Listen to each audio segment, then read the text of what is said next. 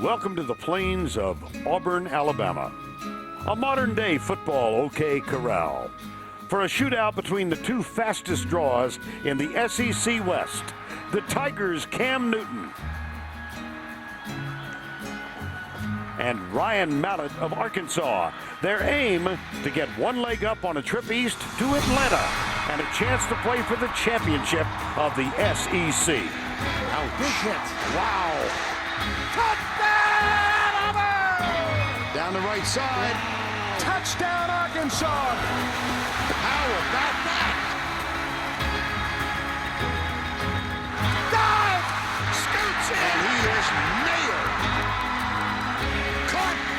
That's how reputations are earned.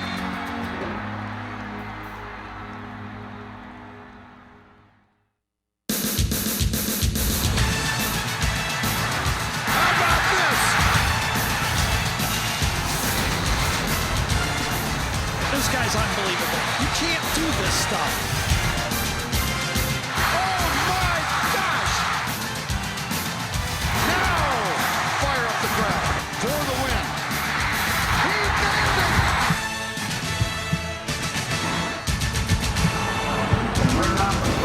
it! It is a spectacular mid-October Saturday in the South. There's a predominant color of orange and blue. Sound the horns, the Auburn Tigers are at home.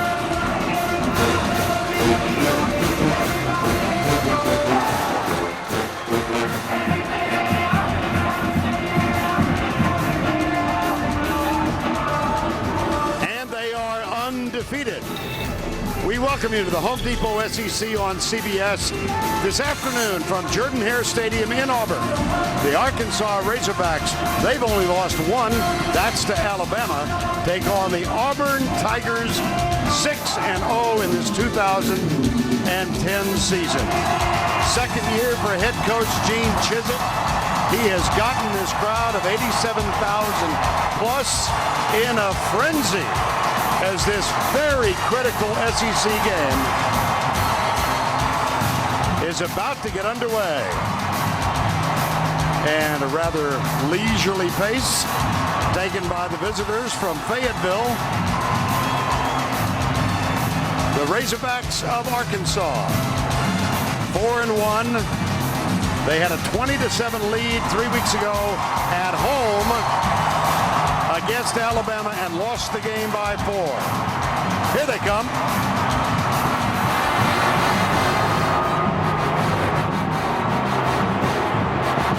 Well, they've answered the question, how fast does a hog run? And out of a cloud of smoke, the Tigers of Auburn.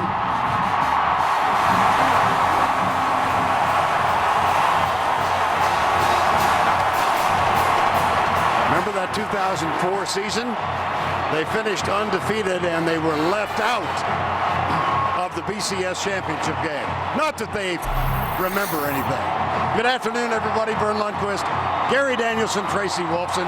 We have reached that point in the season when attention should be paid to the standings. Gary, how about the SEC West? Well, it's only the best in college football, the SEC West. 4 teams still alive for the national championship, and now that Alabama has a loss, the pressure is going to shift from Tuscaloosa to the rest of these teams. Right. That spotlight is now going to come on these teams, and when this game right here, when this is over, that team will be in the center of it. Well, you take a look at the college football landscape on this Saturday. I don't think there's much question we have the premier matchup of quarterbacks here. Without a doubt. I've always been saying, like, Ryan Mallett needs help, and that may be true in the running game or on defense, but when he's throwing the ball, he's got plenty of help. I think they got the best receivers in college football. Their experience, it's their 3rd year doing this in this offense for Bobby Petrino. They go up and get the ball with Childs. They've got speed to the outside and right, and they also have, I think, the best receiving tight end in college football in DJ Williams. Mallett may need some help in other places, but not when he throws the ball. Well, and for the Tigers of Auburn, Cam Newton has been spectacular in his first year after transferring in. He may be the most expected, highly expected player in Auburn in a generation, but he's come and exceeded those expectations because he's been able to run the ball with broken plays or on designs and throw the ball with necessary for Arkansas to win the game today. They've got to find a way to control them, corral them. They can't stop them, but just try to slow them down. At this point of the season, injuries become significant.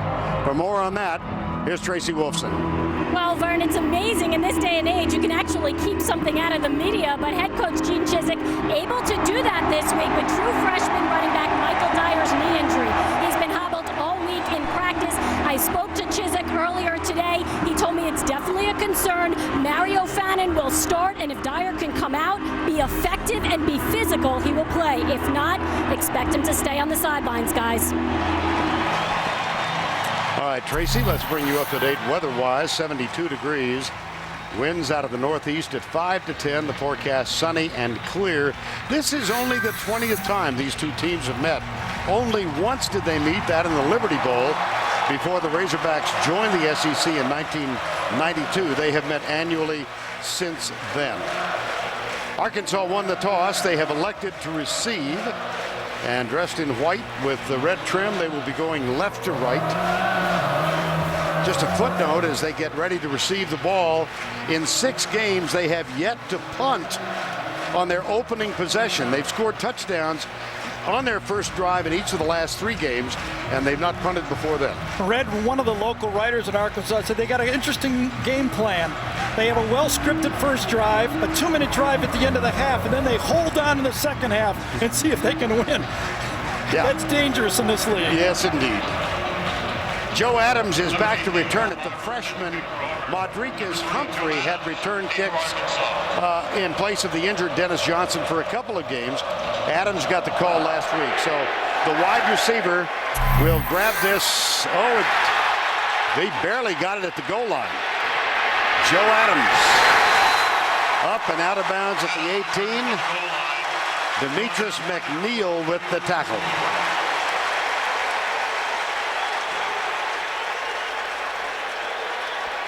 Well, let's see if we can determine what his plan was here. We'll say he's looking directly into the sun, and he misjudged it a bit, but, you know, he didn't panic, Vern. He got it out. It wasn't a disaster. Ryan Mallett, for the season, 1,748 yards. He has thrown in excess of 300 yards in each of the last 5 games. Empty backfield on first down. Mallett, quick setup. Hit as he lets it go across the middle. It is incomplete. Well, you've met Ryan Mallett. How about the rest of the starting offense? And it is presented by Chick-fil-A. Up front, Love, Grayson, Swanson, Bailey, and Ray Dominguez. Adams, Childs, and Wright, the wide receivers. Greg Childs might be the most gifted of them all, but they're all of them, as Gary said, very good. Here's Bobby Petrino, head coach. 2nd and 10. Fake the toss, hand it off inside to Niall Davis, number 7. He led the way in the win over Texas A&M last week. That's a gain of 14. Vern, as good as Ryan Mallett has been, every time we talk to Bobby Petrino, he says, I just would love to give him a little bit of a running attack. They had over 200 yards rushing last year against this Auburn team. In fact, Michael Smith went for 184 himself. So you can see what his thinking is. He'd love to be able to keep the pressure off of Mallett. Ronnie Wingo is in the backfield. They'll use all 3 wide receivers. Broderick Green will be the other. Here's play action. Mallett goes deep right side, over the head, well over the head of the intended receiver, Jarius Wright. Well, let's check this Tiger defense. Carter, Clayton, Nick Fairley has had a really outstanding start. 12.5 tackles for loss. That's 2nd in Division I. Linebackers Stevens, Josh Bynes, and Bates. And in the secondary, and this might be a problem for Auburn, Washington, Etheridge, Savage, and Nico Thorpe. They've given up a lot of big plays. 3 receivers, 1 tight end. Arkansas 75% pass. And here they go down the left side. Double coverage. Incomplete. Intended for Greg Childs. Now, that's not something I made up. That's something Ted Roof, defensive coordinator for Auburn, told us. So it's not just I'm aware of it. Auburn is plenty aware of that same formation. Sent Childs down the left side. That play looked very much like the play with which they defeated Georgia in their last SEC road game. That broke a tie in the last 41 seconds as Childs caught a 41-yard pass for the winning TD. Mallett gets it out. It's dropped. That was Joe Adams, number 3, and for the first time here, Arkansas will punt on its opening drive. Well, this is about as good as you can throw it. There is a flag. Could have been a first down, and this is a little bit, obviously it's going to be a penalty against Arkansas. Fourth down. Little reminiscent to me, Vern, of the nerves that Arkansas had last year against Alabama. Big game, one they had to have. This type of an atmosphere, they did not play well with a lot of drops. Here's Dylan Breeding. He is a native Alabaman. He played his high school ball at Hoover. Here's the snap back to Dylan. A little pressure from the right side. And this one will bounce and go out of bounds. So nothing on the return. That was Quindarius Carr back to return it. 42-yard punt. And Cam Newton, just a spectacular first 6 games. He'll be the quarterback when Auburn comes on the field on offense.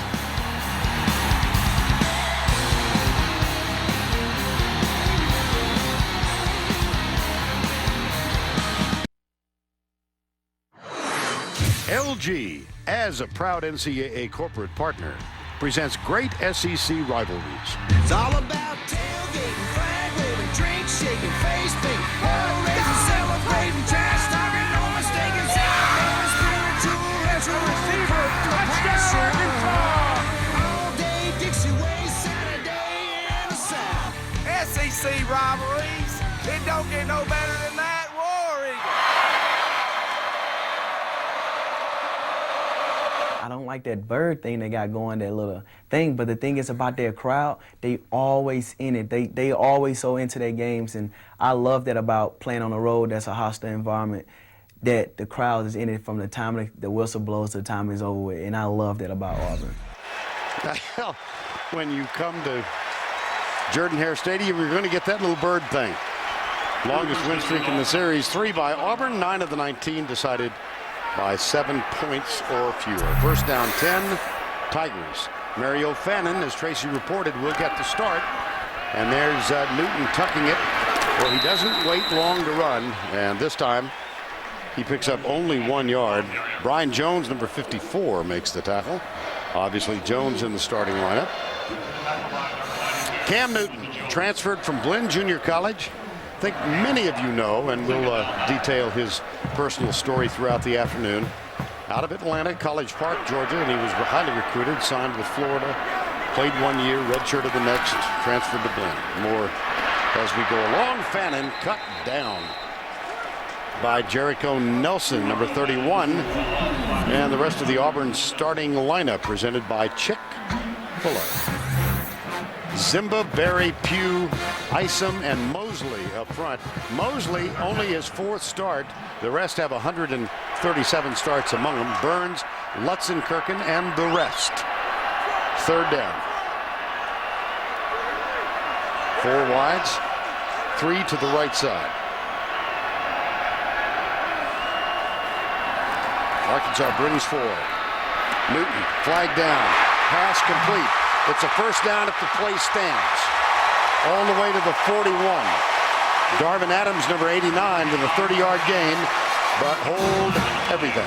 Well, our great matchup that we have in this football game are 2 great SEC football players, Lee Zimba and Jake Beckett. And that time, Beckett, I think, forced the hold. Penn Wagers is the referee today, and it will come back. One thing I have... Number 73 on the offense. Penalty 10 yards from the previous spot. Play 3rd down. One thing I have noticed, Vern, is the defensive ends, and here's the play. Here's the matchup right here that's going to take place. 2 veteran players, and you can see Zimba just dragged Beckett down on the play. The defensive ends, who have had 7 of the 17 sacks for Arkansas, Beckett and Tenarius Wright, number 43, have been lined up real wide.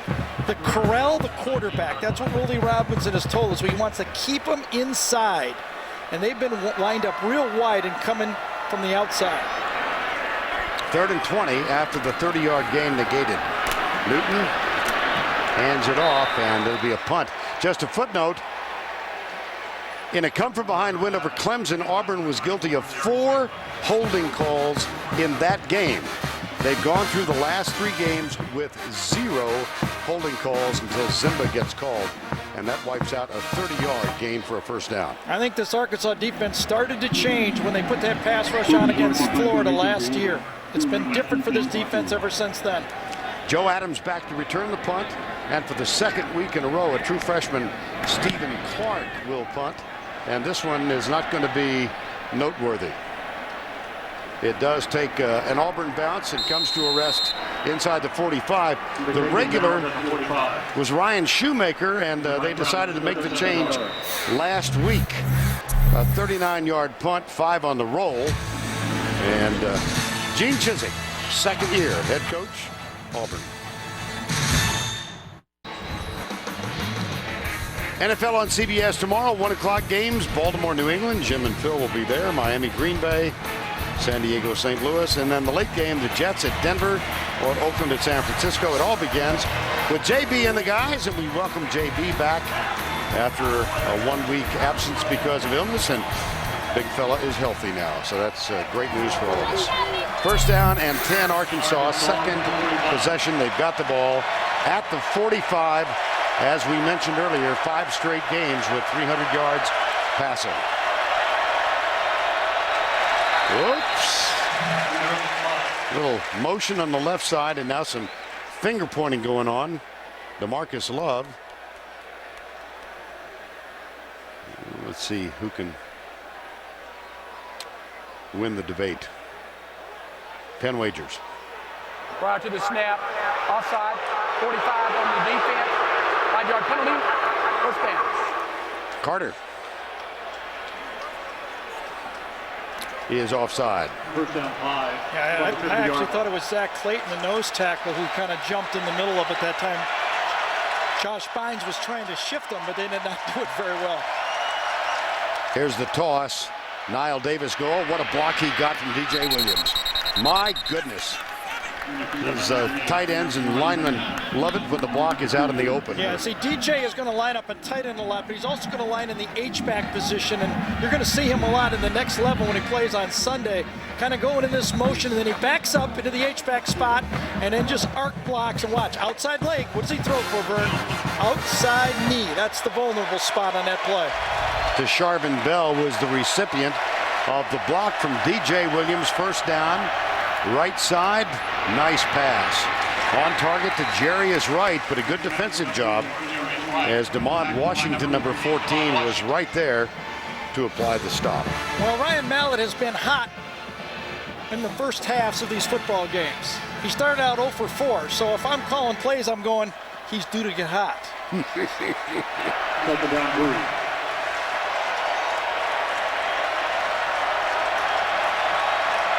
This is that pistol formation. Niall Davis comes right. Little bit of a crease as he rounds the corner, cuts inside the 35. Nick Fairley, number 90, who has been outstanding this year. We mentioned at the outset 12.5 tackles for loss. He's also got an interception and 5 sacks. Nick Fairley, best of a very good defensive front four for Auburn. Yeah, Auburn's Achilles heel is their secondary. Right. But now, Arkansas, 2 successful runs already in this football game. Ronnie Wingo is the deep back, number 20. Play fake, Mallett pulls it up, lobs it out, nice. Inside the 20 for the Razorbacks as Niall Davis makes the grab. That's a pickup of 14. There's the boot, and then there's the new play, the sneak. And this is one of those sneaks. The running back goes from one side and then crosses to the other side. Very difficult to stop unless you're very disciplined on defense. First down 10, no score. Opening 5 minutes from Auburn, Alabama.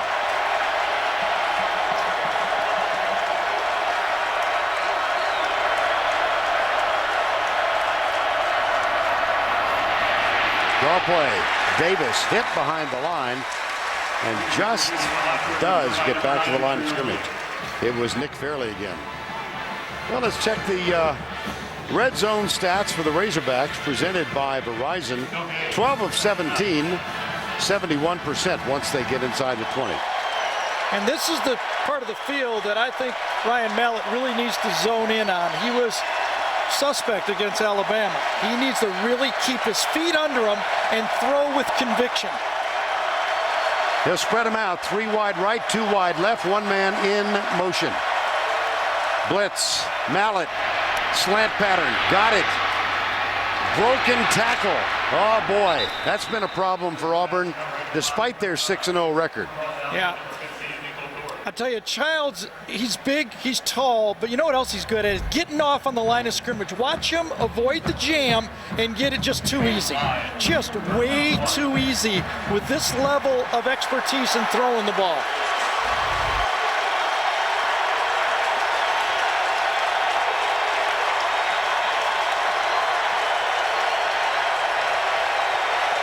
Third and 1.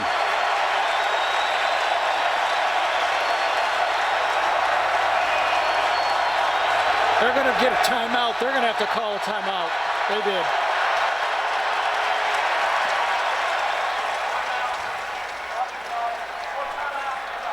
That has been a problem for this Arkansas offensive line. Communication on the road. They had a bunch of pre-snap penalties last week. Time called. 8:29 to go. Opening quarter. First serious scoring threat of the first quarter. Arkansas with a 3rd and 1. And look at this graphic. On 3rd and 1 to 2 yards, dead last in the SEC. Power formation.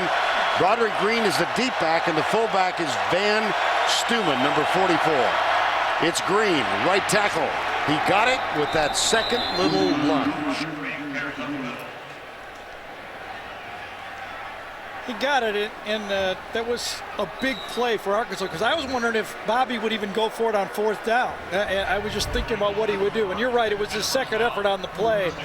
But now it's going to be a tough 7 yards here, or 8 yards into the goal line.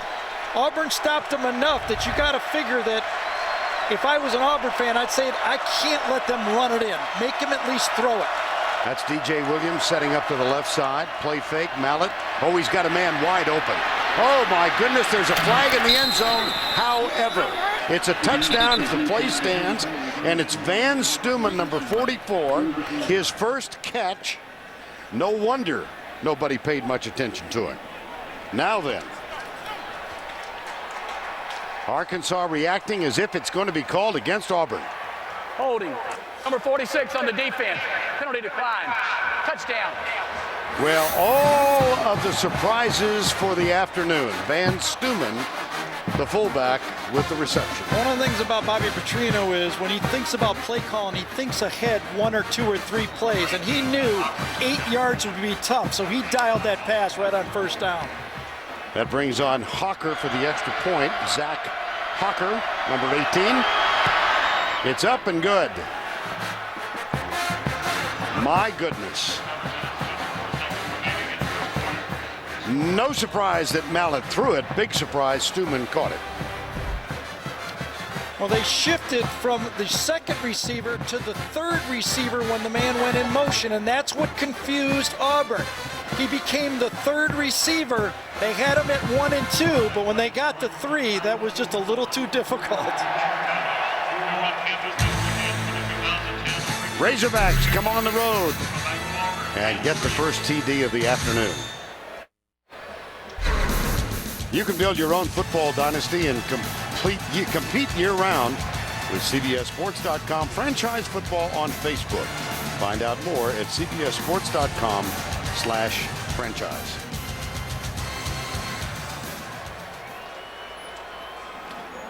Alex Tejada will kick off. Already this year, there's the graphic on the touchdown drive. 55 yards in 8 plays, and Stuman with the 7-yard pick. First reception this season, only the 2nd of his career. You know, the key play in that drive for me, Vern, the holding penalty on the prior series. That's what set up, and then they got the poor punt, and then it was just a run into the end zone for this Arkansas offense. Funny, we were talking with Gene Chizik yesterday about when you look back, the small things that seem not so significant at the time, but that holding call on Zimba wiped out a 30-yard gain and a first down for Auburn. Here's the kick coming left. Down the sidelines. DeMond Washington with a huge return. 47 yards. Well, when we were talking about Auburn being able to find some help for Cam Newton, this was one of the things that he needed. Washington takes and gives this Auburn offense field position and answers that touchdown by the Arkansas offense. Tackle made by Modricus Humphrey. Number 83, we mentioned it 3 weeks ago that his dad, Bobby Humphrey, a great player for Alabama. Modricus not offered there, and he wound up at Arkansas, and wow. Emory Blake, number 80, bad hands. Let's go back to the studio for a John Hancock update. Vern, Nebraska had come into today's game against Texas never having fallen behind in a game. Well, Texas, after a turnover, gets this fake reverse taken in for a touchdown by quarterback Garrett Gilbert. They lead by 10. They haven't lost 3 in a row at Texas since 1999. Back to you. All right, Tim, thank you. Fake the reverse. Newton rolls out, and he decides to tuck it. Gets a hand on the ground to maintain his balance, and he is downed at the 44. We never did complete the Arkansas defensive line. It's Beckett, Davis, Jones, and Ambrose up front. Beckett with a fine season. Leon, Jerry Franklin leads this team in tackles, and he needs to communicate well today. And in the secondary, Broadway Thomas Krim and Darius Winston gets the start. It's 3rd down and 3. And it's going to be offsides Arkansas, though. Flags on the line of scrimmage. I think it was 92 Quinta Jones that time inside, just trying to time that snap count.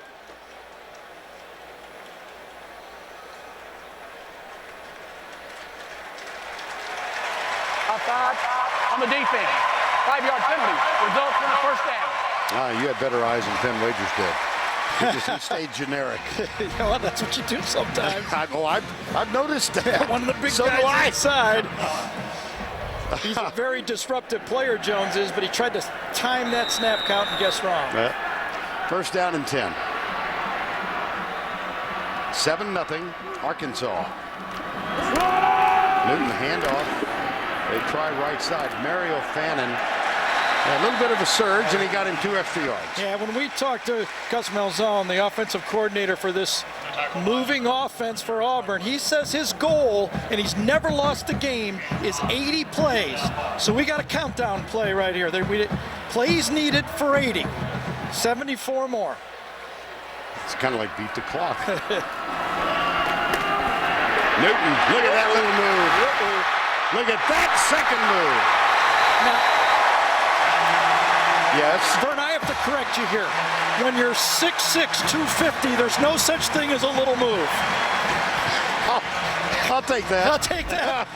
The zone read, he keeps it, makes one miss, makes another miss, and an easy 22-yard gain. And it'll be a quick snap.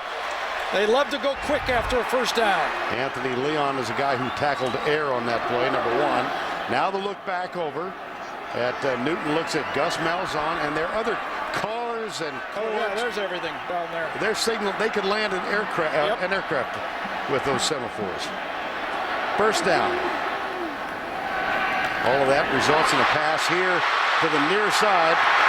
This is Terrell Zachary at the 5-yard line. Rudell Krim finally caught up to him. Well, it was an easy play with a good block by Cody Burns. He once was a quarterback here. We'll get into the story of why that's such an important thing. Quick screen to the outside. Number 18 gets the block. You put that man on the ground like that, you got a successful play. 2nd down, 1. Newton has it up the middle. Oh. Touchdown! Oh, boy. My goodness. Yes.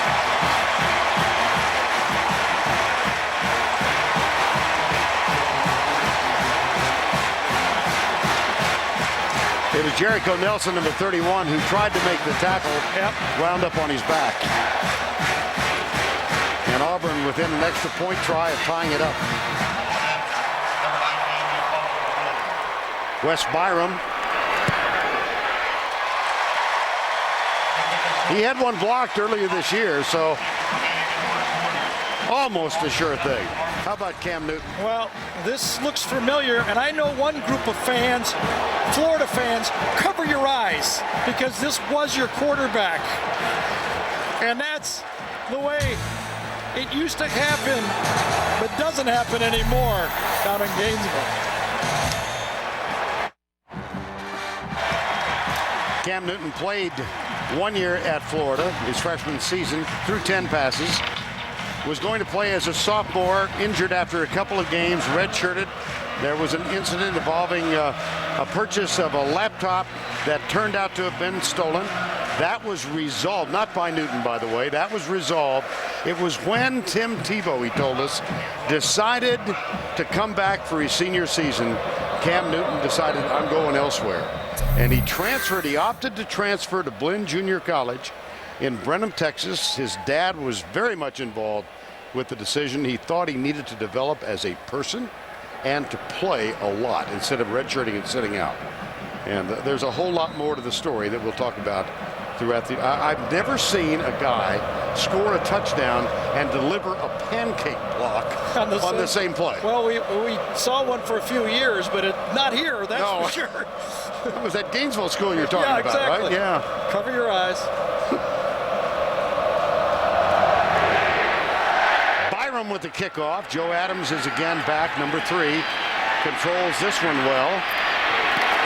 And he's out to the 22-yard line. All right, Gary, revisit the touchdown. Well, this was just a power play by Auburn. It's a play that's going to get a fold-down block right here. Excuse me, right there. Down and just watch him follow. It's just like a tailback keep, but it's a fullback play. Zimba and Berry just fold it in, and then poor Nelson says, isn't there a weight limit or something here for quarterbacks? 7-7 ball game. 53-yard drive in 6 plays. Cam Newton with a 5-yard run.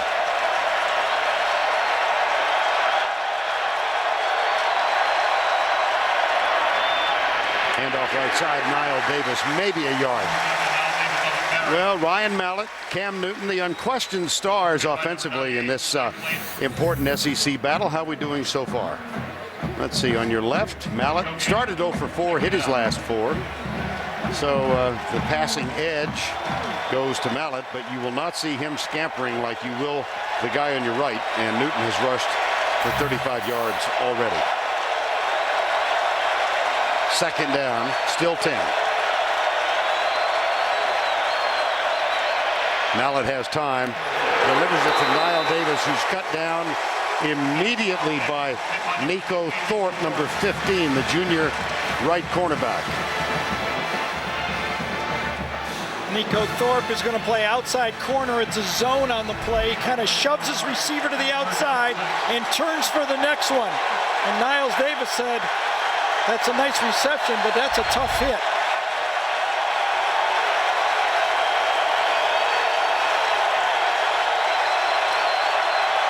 You see, Auburn's had problems defending. 3rd down. All day for Mallett. Out of the backfield. What a fine open field stop by Zach Etheridge, number 4.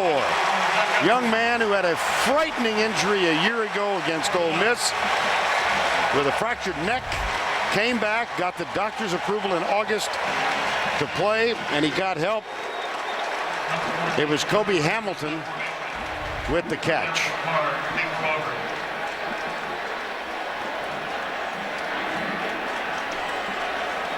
Fourth and 4.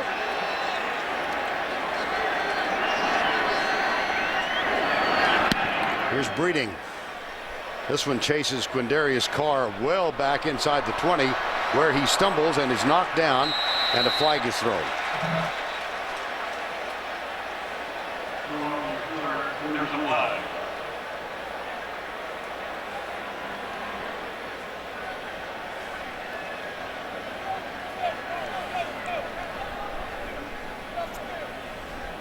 was 2 really nice tackles by the Auburn secondary on back-to-back completions. In space, as they say. Yep. During the return, illegal block in the back, number 11 on the receiving team. Half the distance to the goal. First down.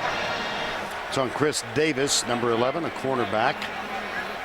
And so the march will continue to the south.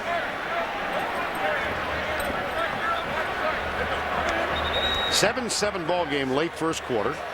Arkansas scored on its second possession. The pass from Ryan Mallett to the fullback Van Stuman, and then following a fine kickoff return, Auburn scored the equalizer on Cameron Newton's 5-yard touchdown run. You know, if I was Arkansas and Willie Robinson right now, I wouldn't panic. You know, they had a successful drive when they scored, but I would not panic early in the game. I wouldn't change my game plan. I wouldn't try to oversell something to my defense. I'd say, we're solid. The guy made a good run against us in a broken play. Michael Dyer is in the backfield, the freshman who started the last 3 games. Tracy said they were going to give him a little bit of a test and see if he could go full speed. And there's Tenarius Wright, number 43, to make sure he did not get up a full head of steam. Dyer from Little Rock Christian Academy. He turned down Arkansas to come to Auburn. Yeah, watched him out there Thursday, and right away it popped out that he had a bad knee, was limping. But I did notice he practiced and went through every play, all practice. He wanted to play so badly. Mario Fannin takes his place. Here's Newton at the 1-yard line. Oh, boy.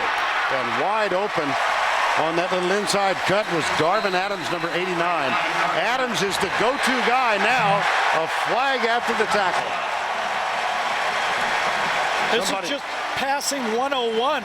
The slot goes on a little out route, and the wide receiver turns in, and he's open by 15 yards. And they may tack on that many here.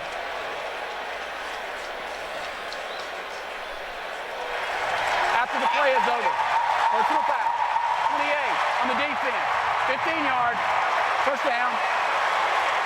And this was well after the play was over, too. Tackled, trying to rip the ball out, and throws him down. The whistle had clearly blown 3, 4, 5 seconds before they threw him down. Greg Gatson, backup cornerback. Here's Newton coming to his left. How about the pass route run by Darvin Adams? It wasn't much. If you're a high school player or maybe even a junior high player, this guy goes out, this guy goes in, and where is everybody inside? Nobody around. Nobody around. Busted play right there for that inside slot guy, the defender for Arkansas. Following a 1-yard pass route, you got to drop in coverage. Second down, 6. Handoff right side. Ontario McCaleb, number 23, started his career at Auburn with 100-yard plus efforts in his first 2 games. And yesterday, Gus Malzahn was saying, hey, he weighs 167 pounds. Not the biggest guy back there. Well, in the space offense that they run, he's very valuable at that size. Couldn't line up a tailback and do it all year. 3rd and 3, 7-7 game. Jericho Nelson was thinking about coming to the blitz. They drew the look right here. So now Malzahn can change it. Will Arkansas switch it around, or will they still bring Nelson? Let's see. No, they stayed with the defense. I think Auburn took a timeout. They did. They did. Bobby Petrino is a little agitated. Yeah, it still goes back to that call after the pass.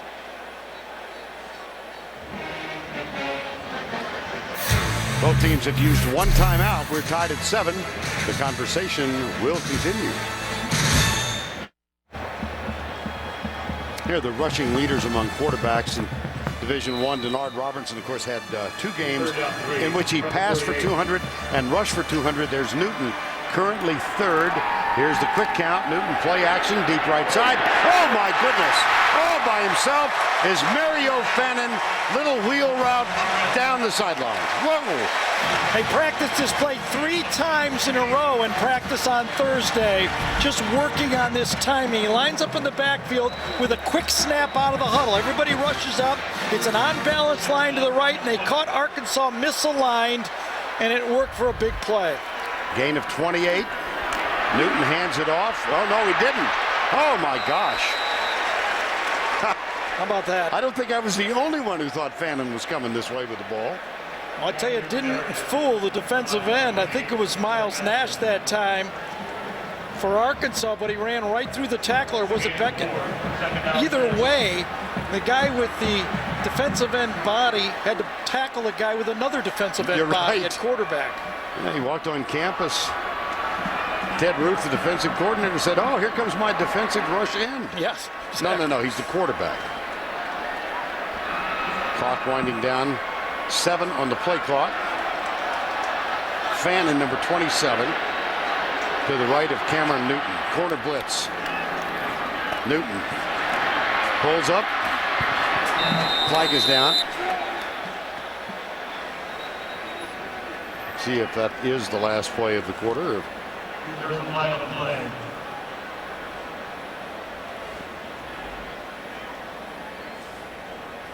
It happened right in the middle of the line. Had to be either the center or one of the 2 guards. Right there in the middle of the screen is one of the most charismatic assistant coaches in college football, Trooper Taylor. There he is. Was at Tennessee on Philip Fulmer's staff, took an opportunity to come down to Auburn. I watched him play high school tailback at Cuero, Texas. Oh. Yeah. Holding. Number 50 on the offense. 10-yard penalty. Replay second down. The period is ended. This will be an untimed down.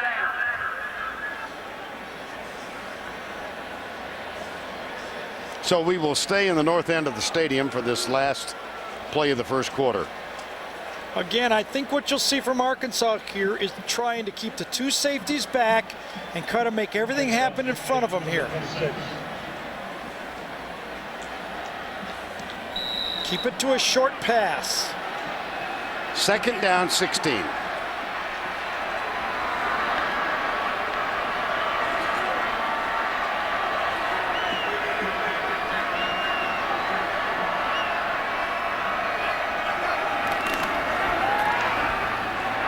Newton down the sidelines. That was intended for Cody Burns.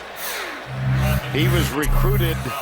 He's a 5th-year senior, was the quarterback, alternated for much of one season before moving out to wide receiver. That's the end of the first. We'll return to Jordan-Hare Stadium after this message and a word from your local station.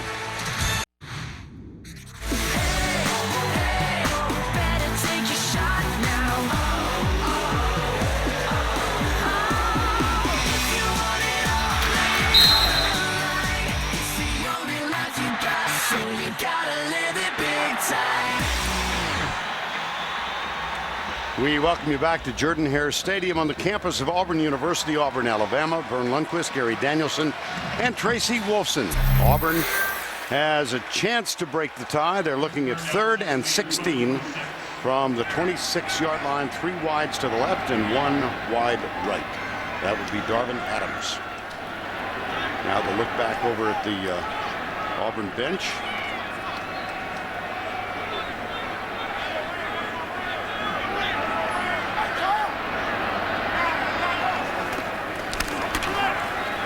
Newton. Oh, wow, wide open. Overthrows him. Threw a knuckleball. Oh, dear. Threw a knuckleball. I watched him for 2 hours. I didn't see one pass that didn't spiral. And this one, he had him so wide open, he threw it before he wanted to throw it, and that ball just sailed. That could have been a touchdown. Yeah, that ball, that's one he'd like to have back. He never got over the top of that throw. He was way underneath it. It just went way up in the air. That'll bring on Wes Byram, 8 for 11 this year. This is from 43 yards out. It will cut inside. And that's a new season high for Byram of 43 yards. Previous long was 39. He kicked the game winner last week in Lexington against Kentucky, but Newton missed a big opportunity. Beautiful view from overhead of this crowd in excess of 87,000 as Auburn has taken a 10-7 lead. We were just commenting during the break. We're used to a cauldron of noise in most stadiums.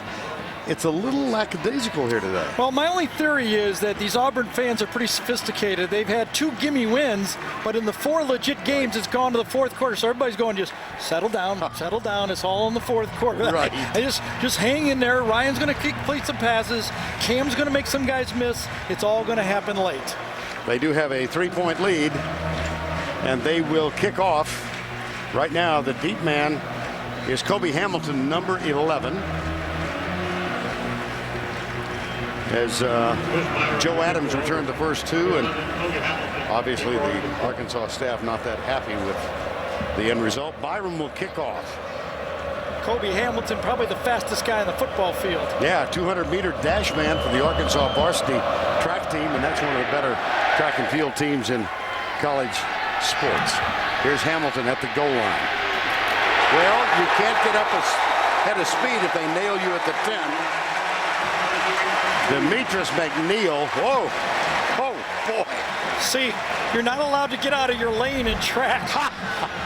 But in this sport, they're allowed to go anywhere. And, oh, man. Oh, dear. I got to say, not a lot of conviction from Kobe there on that kickoff return. He never got it in high gear. So from the 12, Ryan Mallett. And the Razorbacks, Roddy Wingo is the running back.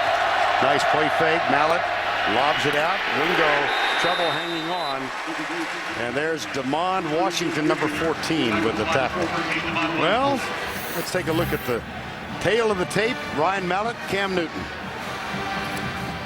Well, both 6'6". Yeah, both 6'6", and both do what they do as well as anyone in the country. Ryan, of course, has got that big arm that can throw anywhere on the field, has thrown for 300 yards in every game. We talked about that. And Cam, we've already seen what Cam can do all over the field. He's a nightmare to stop. Both transfer students, as I think many of you know. Mallett began his career at Michigan. Started 3 games as a true freshman, and this pass on the line and another fine open field tackle. Jarius Wright makes the stop, number 4. 19-yard gain. Let's go back to Tim in New York. Vern, this is one of those unbeatens that no one's talking about. Oklahoma State. Jeremy Smith is going to take it in from 4 yards out. They're leading at Lubbock, and it's 21-0. They haven't won there since 1944. So Tommy Tuberville's team struggling at home against the team that's undefeated. Back to you. All right, Tim, thank you. First down and 10.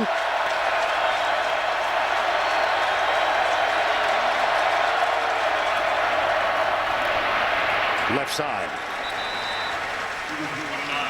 Well, Ryan Mallett wanted to play for Arkansas, but Mitch Mustaine was the quarterback. He went to Michigan, started 3 games, as we said. And there's Cam Newton wearing number 13 at Florida. And that was the year that a guy named Tebow got his Heisman Trophy. And they faced each other in one game when that's right. Florida played Michigan in the bowl game, the Cap 1 game. Second down, left side. Broderick Green, number 29, into the secondary and out near the 50. He appears to have been stopped at the 49. Mike McNeil, number 26, made the tackle. Well, I got to believe Bobby Petrino is really happy with the way this game has started off. His quarterback started off 0 for 4, okay? He's now 8 for 12. That means he's hit his last 8 passes. He's been throwing it short. He hasn't had one close where he's tried to make too much happen. He's very patient, and they're in the football game, obviously. 4-man rush, Mallett. Caught. Jarius Wright, that's another Arkansas first down. Caught a tipped pass, too. That ball was tipped at the line of scrimmage, and Wright stuck with it. Mallett was going to deliver another fastball. Let's see. Yes, it was. You could see it knocked down right up front. I think it was Zach Clayton that got his hand on it. Twas. That's a gain of 16, another Arkansas first down. at the 35, trailing by 3. Mallett pumps once. Oh, his receiver slipped. And his receiver claims he was held. And his receiver, Greg Childs, does not win the argument. You can see what Arkansas and Mallett and Petrino have been trying to do. Remember those throws in the flat where the corner was coming in and hitting the running back or the tight end? They've been dropping off the receiver, so he's trying to throw behind the corner's back to the outside and get them to follow that receiver up the field. Childs alone top of the screen. That didn't look right. No, the draw play and a little indecision at the point of the handoff. Yeah, I don't think the running back knew the play this time. That's Broderick Green, number 29. Yeah, he was just standing there when Mallett wanted to run the play. That was a mental error. You can't do that on second down. Now you got 3rd and long.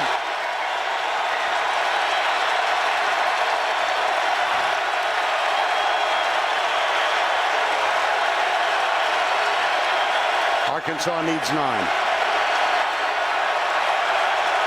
Childs sets up in the slot. Toss. Near side. Got the first down. How about that? Joe Adams, the wide receiver who lined up and took the toss. Everyone in the stadium, including yours truly, thought this was going to be a pass play. But he crossed them up. What did Gene Chizik say to us about Bobby? He doesn't strong arm his offense. He doesn't want to force it into anything. He's very patient play caller, and you could see it right there. That was a gain of 12 on 3rd and 9. Mallett strong arms this one. Nice job of holding on by Kobe Hamilton. Same play again. They know that the corners are looking for the inside slot, and Mallett is going over the top. He's going to read this guy. He's been making tackles on the slot. Now watch what he does. Mallett has been throwing fastballs. He says he's squatting. I'm going right over his head, and he puts it up top for his receiver. You can't lay it up. He throws it like a bullet out there. Mallett missed his first 4, has hit 10 of his last 11. Here's the runner coming to the near side, Niles Davis. He had 18 carries last week, 10 carries, I beg your pardon, in that win over Texas A&M down in Arlington. Craig Stevens with the tackle. Niles Davis. They'll use all 3 running backs. And Dennis Johnson, who was a very important part of the ground attack for this team, suffered a very serious injury earlier this year. And Bobby Petrino telling us last night he's coming along. He's doing fine. 11th play of the drive that started at the 12-yard line. Green.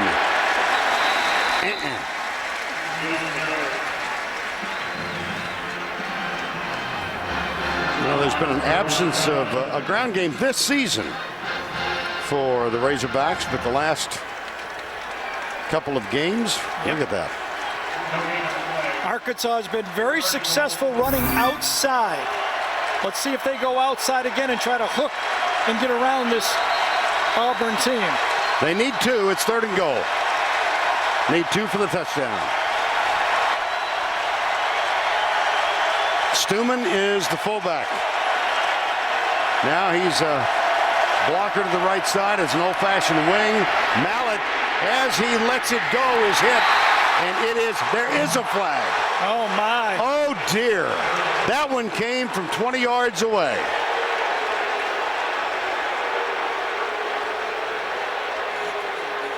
Nick Fairley was giving chase to Ryan Mallett and just about got there. Yeah, I think Damon Washington, number 14. See, he doesn't know Mallett is under pressure, and he could have laid off. He thinks Mallett's got an easy throw, and he panics in the secondary. Pass interference. 14 on the defense. Ball be placed at the 2-yard line. First down. See, watch, he just grabs him with his left arm. That was close, but Mallett was under pressure. He had to let it go just to avoid a sack from Fairley. Now the reaction you hear that is... that was a tweener. Well, you know, it looked to me like he was saying, why don't you just have a seat here? Ushering him into the movie theater. Yep. Yeah, that was anything but a violent collision. However, touchdown, Arkansas. Broderick Green got the carry, and the Razorbacks have gone back on top. tell you, they answered it. Mallett did it with those throws over the corner and then just enough runs. How about that key third down and long, running 12 plays, 88 yards against this Auburn defense. Green got the touchdown. That key play to which Gary refers was the toss to Joe Adams, who lined up in the backfield. They're going to review it. They're going to review it. Okay.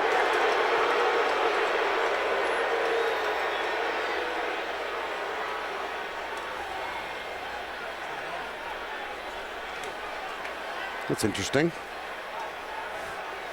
They don't tell us who the replay official is on the official flip chart.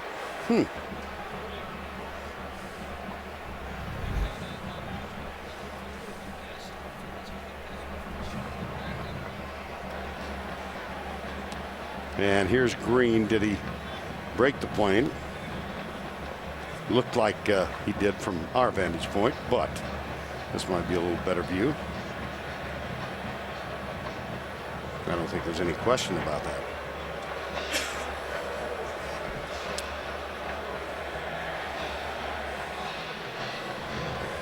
That third down run, that's the one that kind of broke, you know, that was the one that got the touchdown for Arkansas. There's no doubt about that. And they have indicated to us, the anonymous replay official has said, play stands.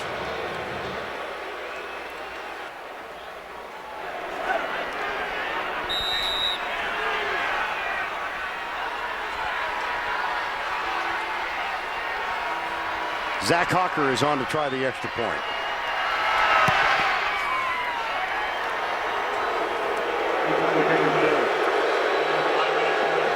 And of course the booing is still the prior penalty call. That's what the Auburn fans are reacting to. Arkansas leads by 4. All right, let's take one more look at this. The back official right there is going to go. He's already reaching for his flag. He's got a direct line on Washington's left hand. He calls it, comes out late, but he was reaching for it way before that, okay? So he saw the left hand. Let's see if we can see anything again. Right there is where he starts to call the flag. So he saw Washington's left hand tug his jersey or go around his stomach, and that official threw it way before the crowd saw him throw the flag. That's when he saw it. There's that delay, reach and throw.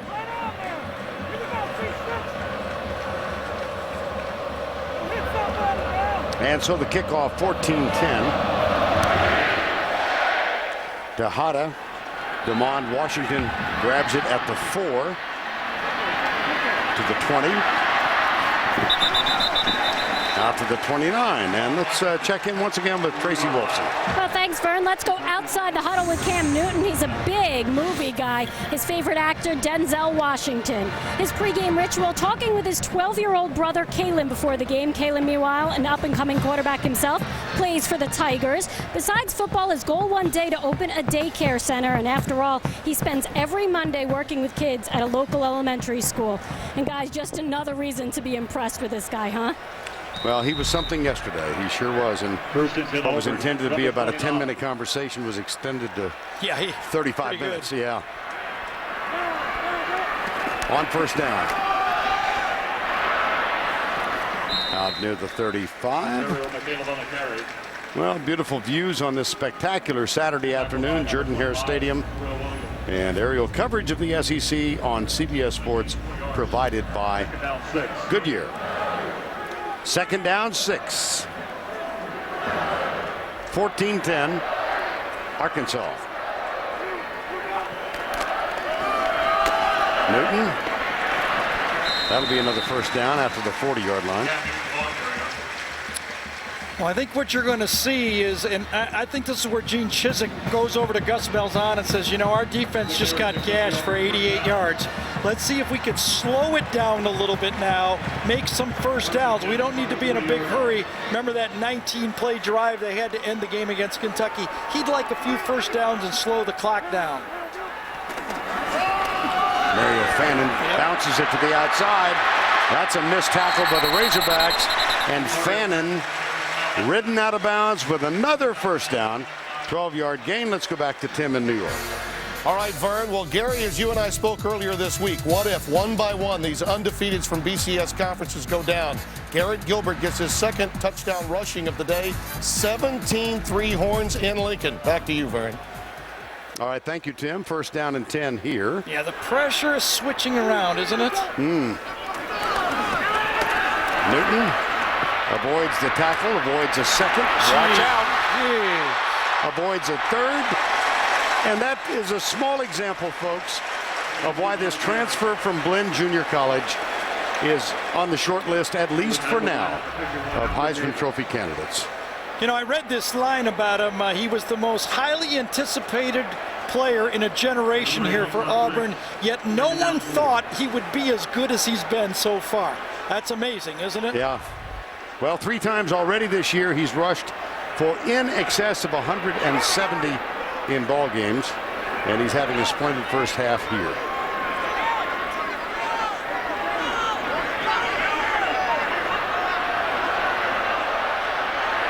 Play clock at 2. Look at that. Look at that. Look at that.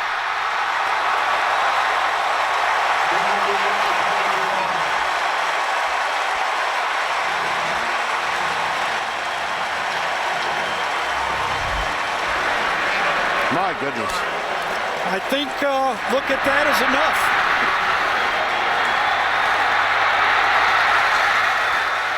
A tight end body with wide receiver speed. Well, as if he needed help, Mike Berry supplied a block. That's a gain of 40 yards.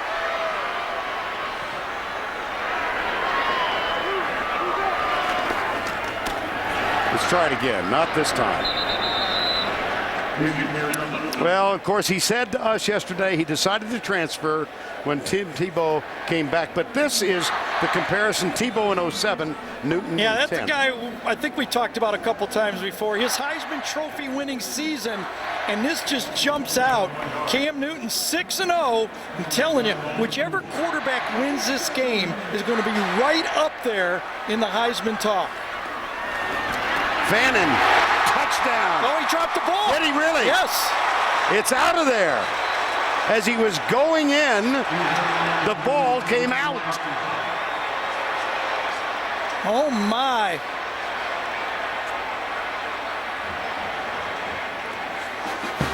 I don't know if it was a bad, he had it, that's for sure.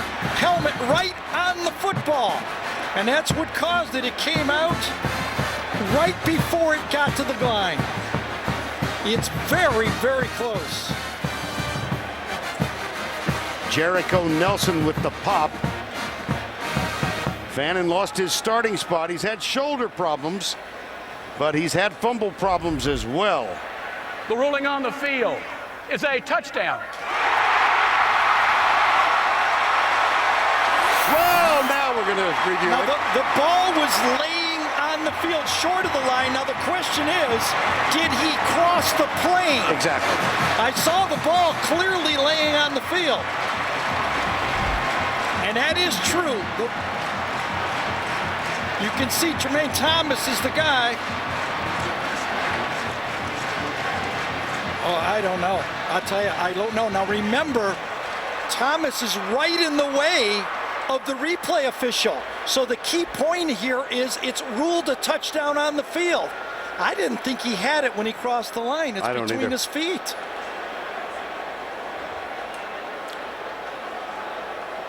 Thomas pushes it out right at the line. Now remember again, Vern, it was called a touchdown. Exactly.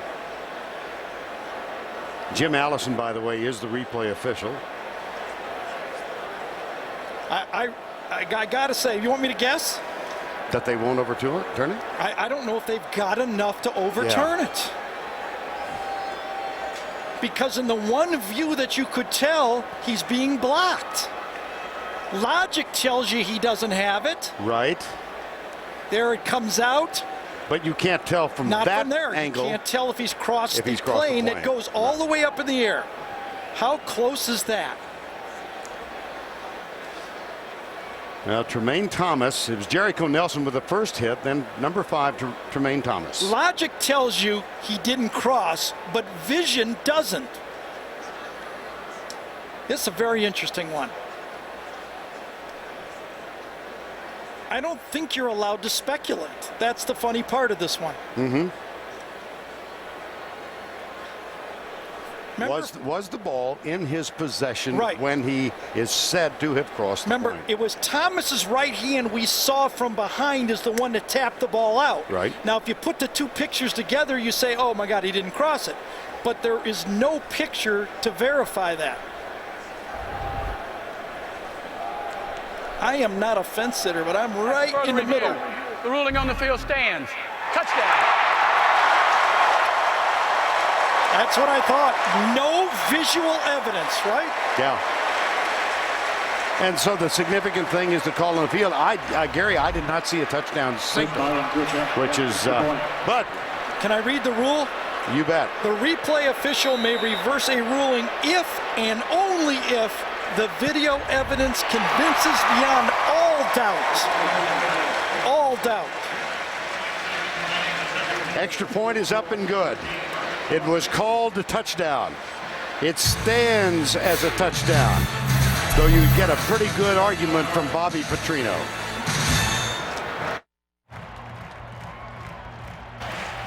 Bobby Petrino's aggressiveness with his displeasure in conversation with the officials continued during the timeout. Here's an interesting shot, Gary. I'll tell you what Bobby Petrino is saying. He's saying, who called the touchdown? Because you'll see one official down on the bottom throws the bag. The umpire doesn't signal touchdown. Who signals touchdown is what Bobby Petrino is saying. That's the blimp shot. Watch down here. This official throws the bag. That symbolizes a fumble right there. We're still looking for somebody, one of the officials, to signal who signaled touchdown is what Bobby Petrino's saying. He's arguing the opposite. He's saying the officials on the field ruled it a fumble. That's his argument. Life in the SEC. Oh, yeah. Well, just as a parenthetical expression here, the commissioner, Mike Slive, is in attendance. He's used to it, I gotta say. Indeed. Kobe Hamilton will return the kick.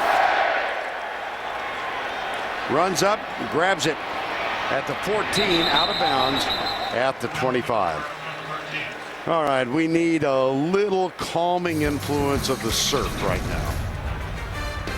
Oh, that'll work. Monday on CBS, Hawaii 5-0 is turning up the heat and laying down the law. Don't miss TV's #1 news show, Hawaii 5-0, Monday only. CBS. Now my wife watches this show, okay? And she says it's not calming. It's intense. Oh, okay. Yeah. All right. New quarterback in now. There's a reverse. Near side. Jarius Wright breaks a tackle. Tyler Wilson was the quarterback. And there are 2 flags back inside the 15-yard line.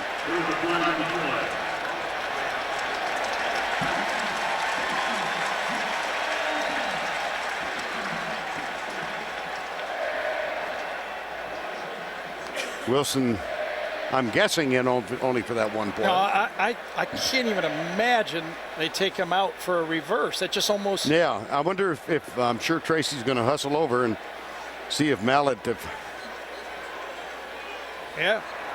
Illegal block in the back. Number 71 on the offense. 10-yard penalty from the previous spot. Down remains first. That's Wade Grayson. We have an unconfirmed report that he went into the locker room. Remember that throw, that penalty throw to the end zone where I said that Washington had no idea that Mallet was under duress? Right. That has to be the play. Well, we've got the Wolf on the trail. On first down, Wilson from the backside.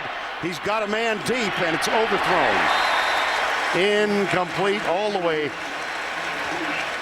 to the 40-yard line. Intended for Kobe Hamilton, the speedster.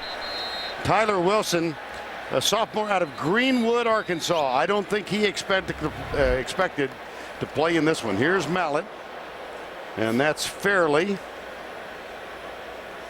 He lands on him, that could be left arm, left rib cage. And we are told now, Tracy, in the vicinity of the Arkansas bench, and they are refusing to give any information on where he is or what his problem might be. Meanwhile, there's an injured player at the 35-yard line.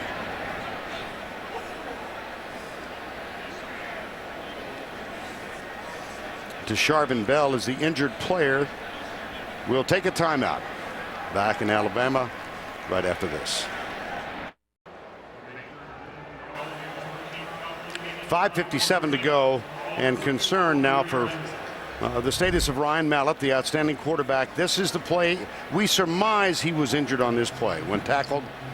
That appears to stayed in for the next play. That was the fourth down handoff. He raised both arms. You could see that. His left arm didn't go real high on the play, but he did raise it a bit. And we did not see him leave the field.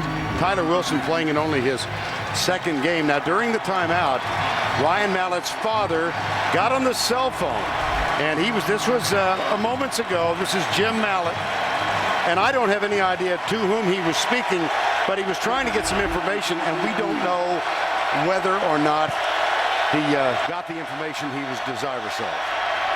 Here's Wilson across the middle, caught Jerry's right. And for what we know, here's the lady in the know. Here's Tracy. Well, guys, as you mentioned, Arkansas will give me no information whatsoever. They said that he is in the locker room and they will be evaluated for a knee injury. That, though, is coming from Auburn sideline. That's how I found out the information. We probably will receive nothing until after half, guys. All right, Trace, thank you. 17-14, 5:25 to go in the first half. They loaded up, three wides to the right side. Wilson, handoff. Running back, Ronnie Wingo, and Wingo is going to be short of the first down. And it would appear the Razorbacks are going to have to give it up. Yeah, now this becomes very critical to stay in this football game. They must get a stop. Remember, Auburn gets the ball to start the second half. This could be 3 straight possible possessions, basically, for Auburn. A touchdown. Newton engineered it with the long run. Then they get a quick stop with the backup quarterback in. They get the ball, and they could get it again to start the second half. Dylan Breeding is on to punt for the Razorbacks. Oh, the rush was coming, and they got it. Deflected. Out of bounds at the 25. They brought the rush. Antonio Goodwin with the deflection. He went right by the 3 blockers and then just ducked in. I think he was the 3rd man in from the bottom. I think he's right here. Watch his action. 3 men. Comes in, not touched, and not touched again. No one touches him at all. A run right at the punter. Twice runs by 2 Arkansas blockers.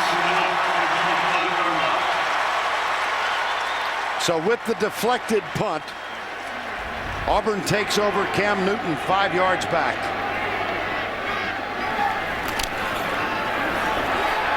Watch out, Cody Burns can throw it, but it's well covered. Diving try, Emory Blake. Cody Burns, who started half a season as a quarterback. Matter of fact, he was signed by Auburn. Excuse me. Great play by Isaac Madison that time, number 6. He did not fall for it at all. Auburn tried to steal one there. Newton's so effective, they tried to get a trick play off the option pass. Eric Smith is the H-back, number 32, to the right side. Here's Newton. He's got that play down. Well, Newton is averaging 17 rushes per game. And you can understand why. He already has 11 in this game. And he just runs it right at the gut. Newton for over 100 yards already. 106, first half. Watch out. Strolling into the end zone, Ontario McCaleb. 13-yard gain and a touchdown.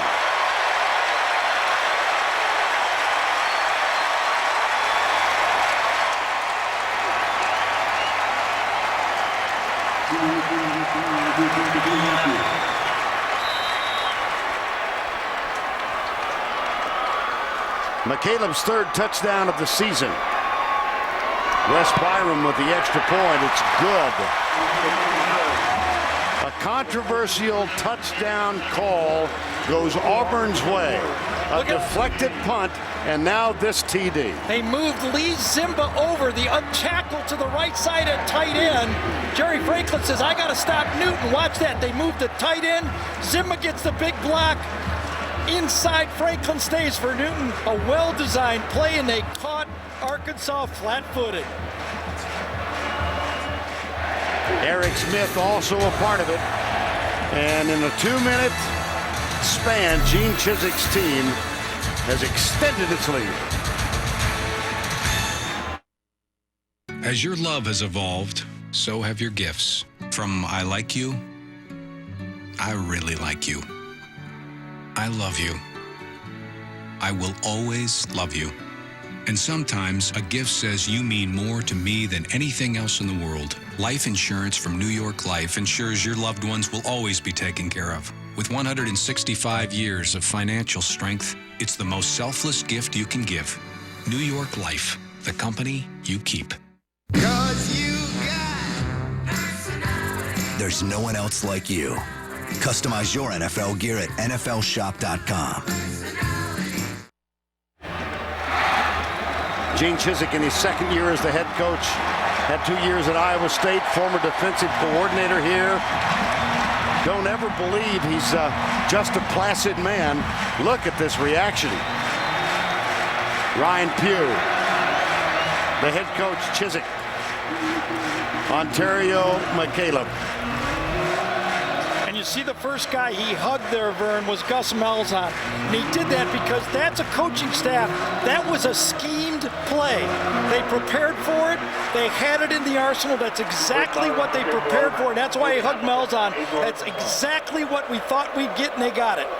Gus Malzahn, of course, the highly successful high school coach, Springdale, Arkansas, offensive coordinator for Houston Nutt at Arkansas. He brought with him Mitch Mustaine as a freshman who started 8 games, and Mustaine's presence at Arkansas was the reason Ryan Mallett chose to first enroll at Michigan, now out to the 34-yard line. So small little relationships between these two teams. And Malzahn, interesting, Gene Chiswick said yesterday, no, I didn't know him at all. He was at Tulsa after his stint at Arkansas, and he said, I called him and I said to Gus Malzahn, give me your 3 best running plays that you can hang your hat on. And they found out that they had a lot in common, and he offered him the job. First down and 10. Still Tyler Smith. We still have not received any word on Ryan Mallett's status. He is in the locker room. That's the best we know. And what do you do now if you're Bobby Petrino calling plays? I'll tell you what you have to do. Survive the first half and stay in the football game. They don't want to give the ball back again, and Auburn's got 2 timeouts still left in this first half. If there's not a pickup, a significant pickup here, you may see Chiswick just call a timeout. Backup quarterback in the game. Niall Davis is the running back. Little flip out on the right side. That's caught. There's a missed tackle. And this is Joe Adams. And they got the first down.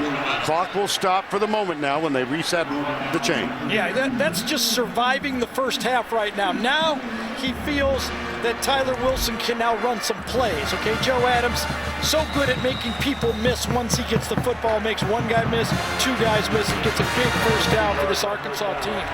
They want to survive to see if they have Mallett for the second half, settle down at halftime. Any points will be a bonus. Whoops. Wilson knocked down by Nosa Igwe, number 94, young man from Mansfield, Texas, who became a starter 3 games ago. Beat out a senior Mike Goggins. And it's second down. Remember, Tyler Wilson had all of the snaps in spring football because Mallett had the surgery, so he has plenty of experience running this offense in spring football. Right. Oh, he was looking left the whole way, and he is caught and dropped First guy was Nick Fairley. I don't know who cleaned it up after that. I think Fairley's going to get credit for the sack, and if so, it's number 6 on the season. Fairley came in first, number 90. And then Blanc might have get it at the end. I don't know. He might have just tripped him, but you're right, Vern. I mean, Fairley gets it in there. He has been almost unblockable. 3rd and 17.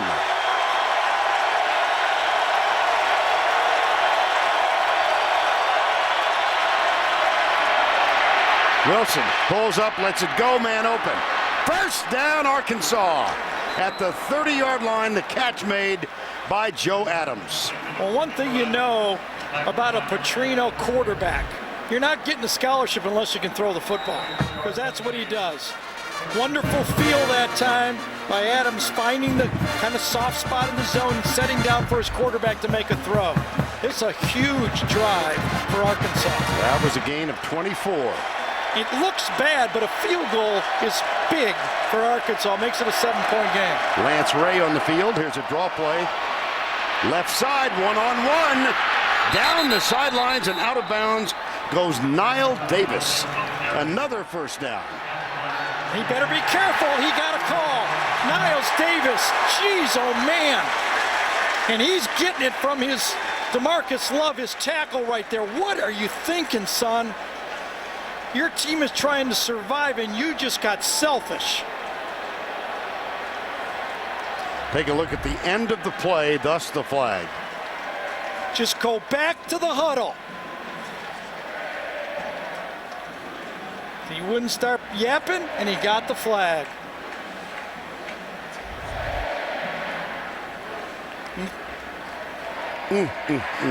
After the play's over, unsportsmanlike on number 7 of the offense.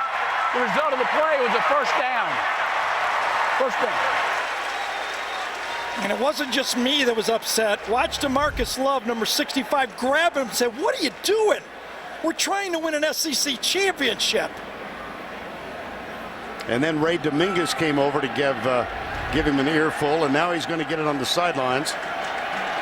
I mean, he's had a good football game. Yep. It was a great run, but you got to calm down and get back to the huddle. So after the penalty, first down at the 34. Wilson, deep right side, man coverage. Battle. Is it caught? It is. Touchdown. Greg Childs, number 85. Childs hands it to him. You see that?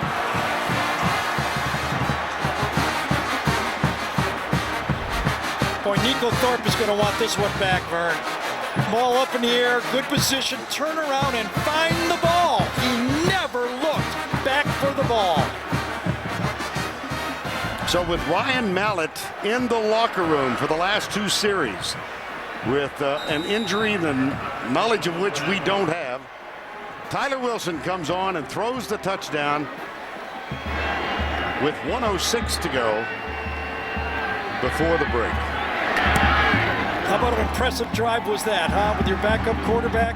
Like I say, if you're going to get a scholarship for Petrino, you got to be able to throw the ball. 7 plays, 3 of them passes, and he puts it right to the outside, and Childs gets some separation and gets the touchdown. A little bit of a teeter-totter in this one, huh? Coming up, the Geico Halftime Report with Tim Spencer. Archie Manning is with them, and they'll get you caught up on everything going on in college football on this Saturday in October. Just gotta love college football. You know, you get a penalty, it's 1st and 20. You think, all right, defense has got it, and, you know, the chains are in their side. First play touch, bang. Well, remember, they overcame a 3rd and 17. Absolutely. With a 24-yard That was the gain. scramble out by 2 big plays by the backup quarterback. 3-point margin, 66 seconds to go before the break. Tejada will kick it off, and this will result in a touchback. That's his 8th touchback. I'm laughing because of what card I've got in my hand here. Wednesday on CBS, it's a survivor shocker. This is appropriate. When individual immunity is up for grabs and both tribes go to council. Oh, it sounds serious. Don't miss a new Survivor Wednesday only. CBS. Jimmy Johnson's not on that show. I haven't seen Jimmy on there. I think he's gone. He got the hook early. Really interesting calls here now for Auburn. Backed up, they got a minute.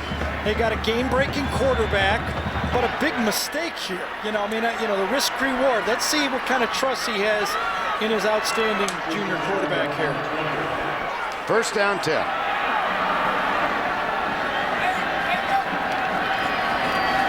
Roll out. There's a run all the way. Yes, it was. And why not? He picks up 8. Jericho Nelson with the tackle.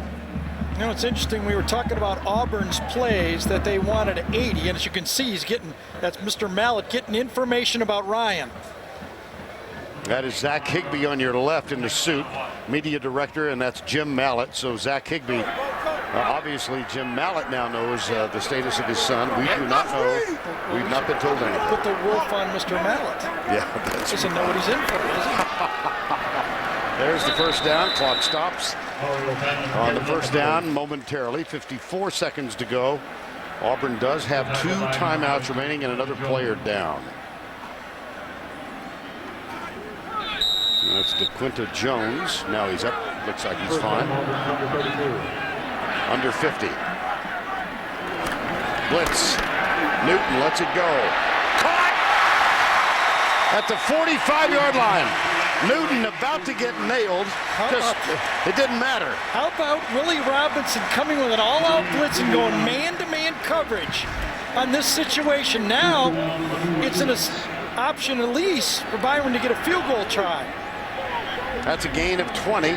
Surprising defensive call there. Again. Here goes Newton. Yep. Comes right. Goes left.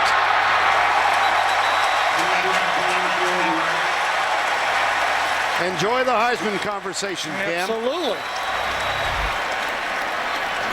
A blitz again, man-to-man in the secondary. Nobody's got their eyes on the quarterback, and Newton is dangerous in the secondary. Well, dangerous anywhere.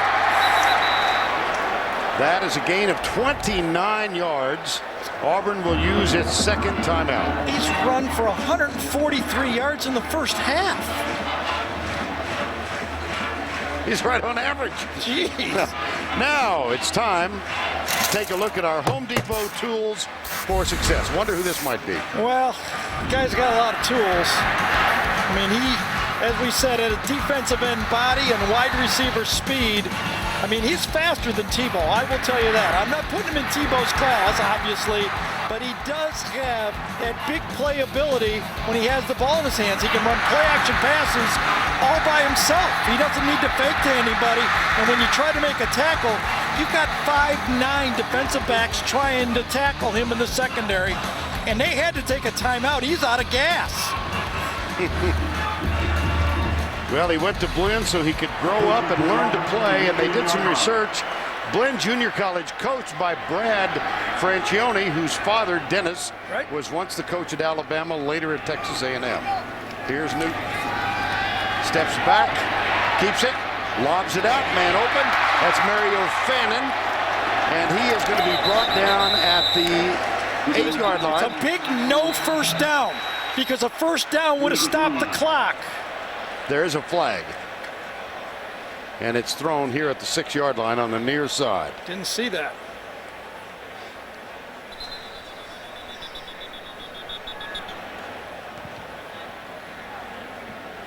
And a player is down as well. I think it's Brian Jones, number 54. Really don't know. I think it might have been late in the play. Might have been Ryan Pugh late in the play, blocking downfield, the center for Auburn. If so, that's a big penalty. It's going to move it back. So attention being paid to the injured player. Now they'll bring the chain all the way across, and we still have no indication of the penalty. I thought it was short by a few inches from the first down. And everything happened real late. That flag came out real late. So the measurement and It'll be second down. After the play is over, dead ball, personal foul on number 50. 15 yards, second down. Yeah, Ryan Pugh hustling. This is a hustle penalty. I mean, this was Caroline. His guy's up there getting hit by 3 or 4 Arkansas Razorbacks, and he comes in late and delivers a blow, actually from behind that time against Rudell Krim. Late, a little late, and from behind. And it is Brian Jones, the injured player. The penalty on Pugh as he hit Rudell Krim, and Jones limping off without assistance. See him top of the screen. So it's second down and 16. 6 penalties already in this ball game. Right. You wonder now, second down, will Auburn take one shot to the end zone? They got 17 seconds, but more importantly, they have a timeout left. Will they try to throw one deep? And the look again, by the way, from Willie Robinson is that he's going to bring him. Looks man-to-man again.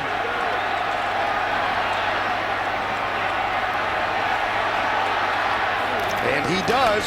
Newton, man coverage, near side, up in the air, flag. You bet, 2 flags. Wow. That was a long play. Did that play take 17 seconds? Oh my gosh. The clock must have stopped before they started. Yeah, they must have started the clock. Yep. Took my eyes, was watching downfield. That's close. Had there not been a flag, that's moving into Les Miles territory. We're going to see the Mad Hatter here in Auburn next week. Yeah. Can't wait. Yeah. And you have a number with a 0 after that. That's good Pass coaching. interference. Number 26 on the defense. 15-yard penalty. First down. So before the play was snapped, they started the play clock. Look at how it went down. That's what happened to Les Miles. The play got started. Now what do? Do you kick a field goal or do you try to get a touchdown? Well, they've called timeout to discuss it as the game clock winds down to 1. You know what? Wasn't it here that he went for the end zone with a second left? Les Miles we're talking about. 2007, and Demetrius Byrd caught a touchdown pass. Yeah, it ended up with the second left. He didn't go for it. You're right. Yeah, you're right. Yeah. So now I think you just have to kick the field goal and take the 3 points. You can't afford. I mean, if it was the 2-yard line and Newton was in there, I'd say it's worth the gamble. But I just take the 3 points. You know it's going to come down to the fourth quarter anyway. Well, you got Wes Byram, who is on the verge of becoming the all-time leading point scorer. He's going to surpass his old teammate John Vaughn here shortly, and he already is the leader in career field goals made. This from 26 yards out. Neil Caudle is the holder. Bobby Petrino calls timeout.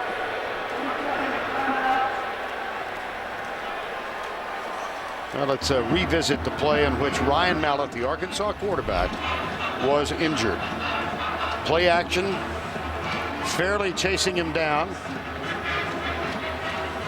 We're not going to speculate on what it was. We hope to find out from Bobby Petrino as we go into the halftime break. But Mallett has been in the locker room ever since. That's his dad on the left. And Mallett started the game 0 for 4. He was 10 for 15. He was having his normal game. Not a lot of yards he didn't throw for, but Tyler Wilson comes in as backup and goes 4 for 5 and leads him down for a touchdown.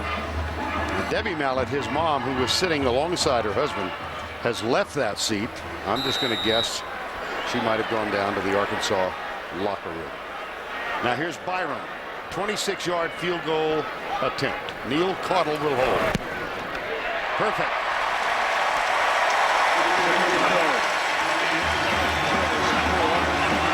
Gosh, anything go on in the first half? Just 48 points, an injury to a Heisman hopeful, and 2 of the teams that control their destiny, well, at least Auburn does. I don't know about Arkansas yet, but 2 significant teams.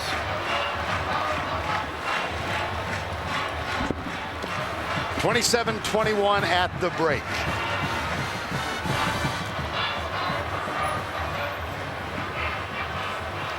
Let's go down to Tracy, who's with Coach Bobby Petrino. Thanks, Vern. Coach, can you tell us what happened to Ryan Mallett? He got hit in the head. That's all I know. It's a head injury? I guess. Do you expect him to return in the second half? I have no idea. How about Tyler Wilson and the job he did on that drive coming in? He did a great job. He can really throw it. He did a nice job of being patient, and everybody rallied around him and really did a good job of playing hard. Still, though, you've given up 143 yards rushing to Cam Newton alone. How do you slow him or contain him? We're not playing hard enough up front and staying in our gaps and recognizing their blocking schemes. We really got to do a much better job in the second half. Thanks a lot. Back to you, Vern. All right, Tracy, thank you. That's the end of the half with a score 27-21. Now let's go to Tim Brando in our New York studio. Is this fun? I believe in Auburn and love it. 27-21, undefeated Auburn leading once beaten Arkansas. Just a moment ago, the Arkansas Razorbacks led out of the locker room by Tyler Wilson. He's on in place of an injured Ryan Mallett. For an update, here's Tracy with Bobby Petrino. Coach, can you give us an update on Ryan Mallett? He's been diagnosed with a concussion. He's out for the game. What did you tell Tyler Wilson before he took the field? Tyler just needs to relax and do what he can do. He's a great thrower. He's very confident. Did an excellent job moving us down. I've got all the confidence in the world in him.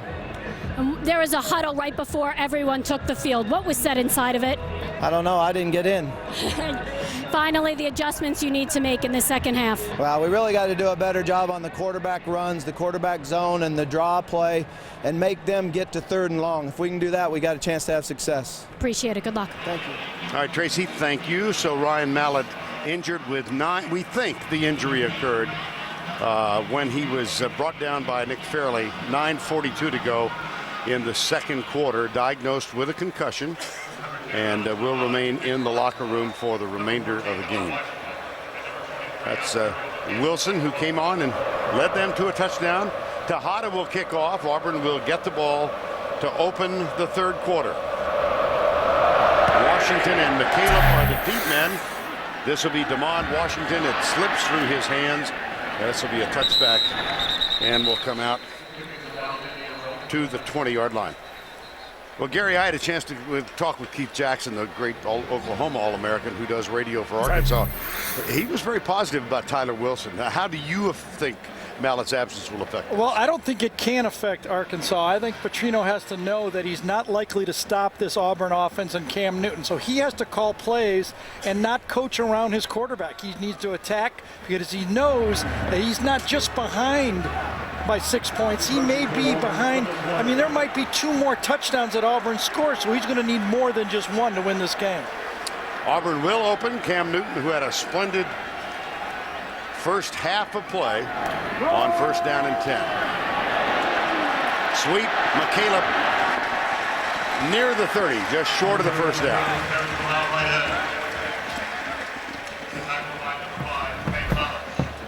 Well, you know that Arkansas, as Bobby Petrino told Tracy, was in there saying, how do we stop Newton? So what do? You start out with a speed sweep. Good play calling. McCaleb with the touchdown in the first half. Here's Newton again up the middle again. And first down at the 40-yard line. Take a look from up on top. We've seen a lot of these type of guys. This is a power play. Pull the backside guard, just a power O. Every running play that Auburn has, they have a connected play for the quarterback. Tailback, quarterback, same plays. There's the tailback, Mario Fannin, number 27. The starter, Mike Dyer, gave it 1 play. He did not start the game. Tracy got the information from Gene Chizik that Dyer would go to see if he was effective, and he was not. So I'm sure he'll sit out the rest of the game. He's the freshman out of Little Rock. There's Newton. How about these trends in the first half? Well, you know it's got to be about the 2 quarterbacks, 1 injured Mallett, but let's start with Cam Newton. 230 of his 270 accounted for the whole offense, obviously running and passing. Ryan Mallett left the game with a concussion. The most important thing, I think, is the 7 points scored by Arkansas at the end of that drive. That kept them in the game. Sweep, right. Fannin cuts back to the 45-yard line. That's a gain of Almost 5 yards. Jerry Franklin, number 34, leading tackler for the Razorbacks, was there in the middle. I really don't know what you do if you're Arkansas. You tried to play zone, you tried to corral them, you tried to blitz them, nothing worked. And here's Fannin breaking a tackle. It's not like you got any subs on your bench that are any different. I think what Petrino told Tracy is right. If we don't win up front with our front four, we have no chance in this game. Beckett, Davis, Jones, Ambrose, Wright, Miles Nash, those guys have to make plays. You know, we mentioned that Cam began his career at Florida, then played at Glenn Junior College, Brenham, Texas. Here's the Aflac Duck. And it is time for the trivia question. Who is the only transfer player to win the Heisman Trophy? I think this is a good one. Not that that matters. Well, these two guys were both in the hunt, and I don't remember one in recent memory.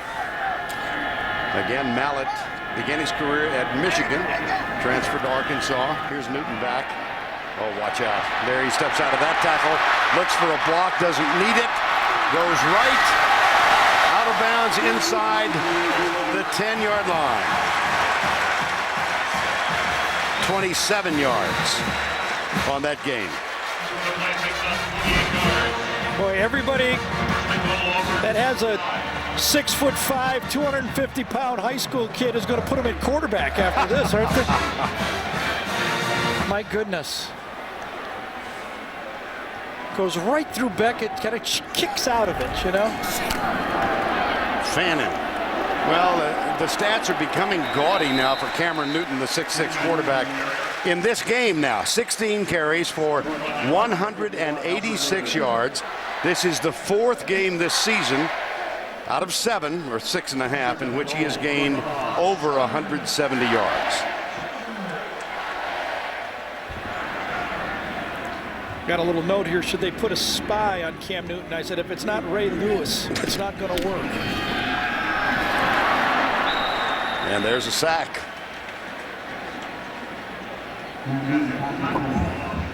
Well, the red zone stats now as we go inside the 20. Brought to you by Verizon. 5 trips today, and they've scored on each one. 2 field goals, 3 touchdowns.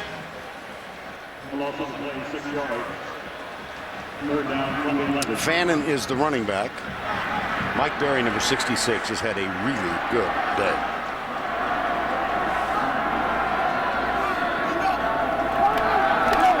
Into the right corner, up in the air, caught. No, out of bounds. That was Terrell Zachary, number 81. Covered by Darius Winston, number 21. He got his right foot down, but it was clearly on the line. A little dark right there, but his right foot comes down right on the line. Good call. That's going to bring Wes Byram on. He's 2 for 2 today. This will be from 28 yards. Josh Harris is the snapper. Neil Caudle puts it down. The kick is up. Got it. And on the opening drive of the 3rd quarter, the Tigers increase the lead now, 30-21.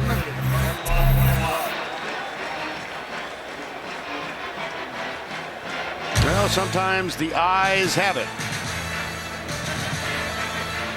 Do they ever? Tonight, rather. And they'll come in here to take on the Auburn Tigers.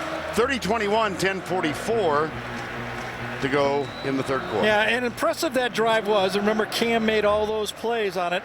The stop for no touchdown, again, just surviving right now for Arkansas until they can get their offense going. They know they can move the ball against this Auburn secondary.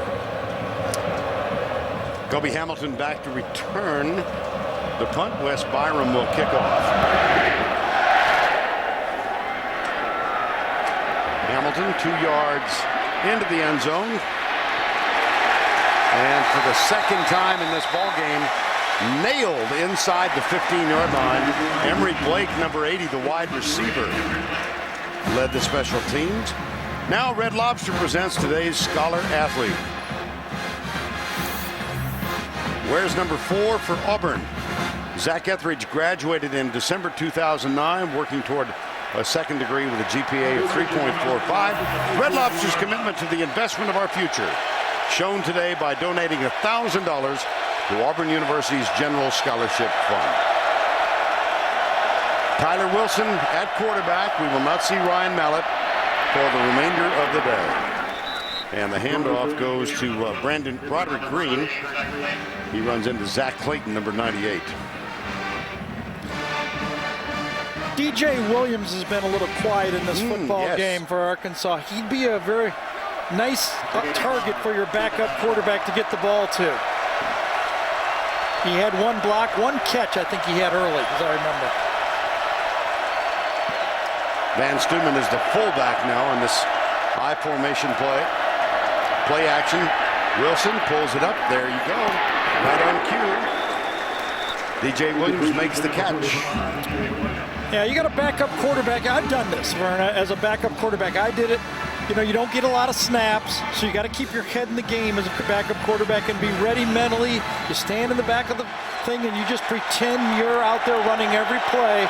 But as a play caller, Petrino's got two things going. He knows he's got to score because they're not having great success stopping Auburn, but you also have to protect your quarterback a bit. Tight end usually answers that. 3rd and 1.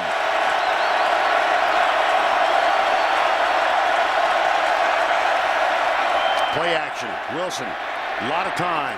Man open, incomplete. Had to go up, and the catch, the stop is made by DeMond Washington.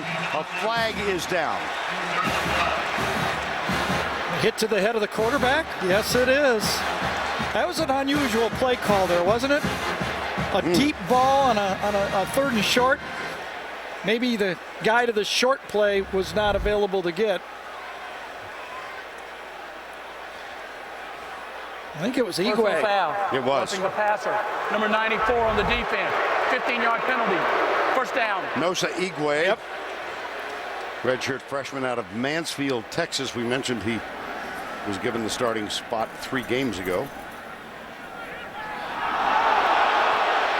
Now that's the reaction of the crowd watching the replay. Now here's Mallett on the left and Wilson on the right. Ryan Mallett, remember, started 0 for 4. And then he hit 6 out of 11 before the injury. First down and 10. Wilson, the 6'3", 215-pound redshirt sophomore. Right side. Oh, he got loose. That's Ronnie Wingo, number 20. I think now the practice that Wilson got this spring, when Ryan Mallett was the guy standing behind the huddle, is really paying off for your backup quarterback. I mentioned Keith Jackson, who is, I think many of you remember, was an All-American at Oklahoma, tight end, played with Philadelphia, now does Arkansas radio. He thought Wilson would play very well. Said he's patient. And here's the Joe Adams catch. That's another first down. Yeah, I kind of chuckled. He said he doesn't have a big arm. Well, nobody has a big arm next to Ryan Mallett. One of the things at this stadium that is a little bit different, and Tyler Wilson has to note this, he doesn't have a lot of experience. The play clock is situated very low on the field. A lot of traffic between him and that play clock. It's not up there. Look at that. That's only like 8 feet off the ground. Tough one to find.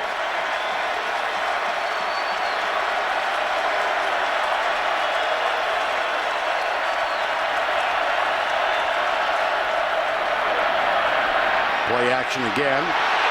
Flag. This one could come back. I'm just guessing. At any rate, DeMond Washington knocks it down. It was intended for Greg Childs, but it's going to be holding. Yeah, interesting decision here for Gene Chizik. Incomplete pass, 2nd and 10. You're going to move him back 10 yards? I say yes. Think he would? Yeah. Mentioned before, Gene Chizik was the defensive coordinator here for 3 years. He and Bobby Petrino on the staff for 1 year, 2002. Petrino, the offensive coordinator. Petrino left, took the Louisville job. Holding. 71 on the offense. 10-yard penalty. Down remains first. Tommy Tuberville, of course, was the head coach in 2002, and they're right in the middle. Mr. Chiswick and Mr. Petrino got the idea in separate conversations that they went about their business, and both family guys. Gene Chiswick said, we didn't have a lot of time to spend a lot of time together. First down, 20. Wilson rolling right. This is escapability he has, but wow.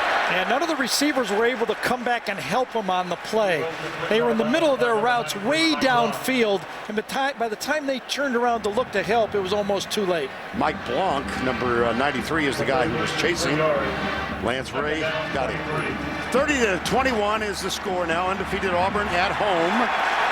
It was 24-21. They've gotten back-to-back field goals, but the key for the Razorbacks, the concussion suffered by their quarterback, Ryan Mallett, with 9:42 to go in the first half of play. He is not going to play for the rest of the ball game.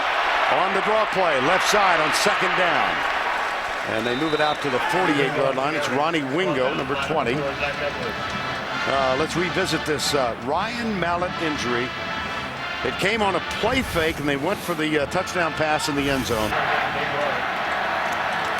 Back, chased by Fairley. We think that's when it happened. Yeah, we looked at his ribs, his arm, but evidently on the other side of the pile there, his head hit the ground, and that was the concussion. The other point here was a very controversial call of a touchdown and or a fumble. It was ruled on the field a touchdown for Auburn. Inside route, it'll be fourth down. That's Joe Adams, number 3. Now that in-between field right now, do you punt it or do you go for it? Well, let's see, 6:45 to go, clock running.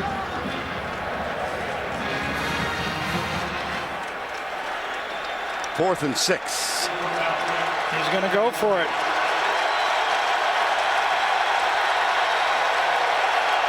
Wingo, DJ Williams are in. Tyler Wilson on fourth down and 6.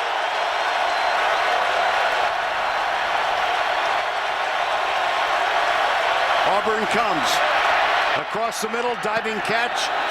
Short. It was short. He caught it, but he's short.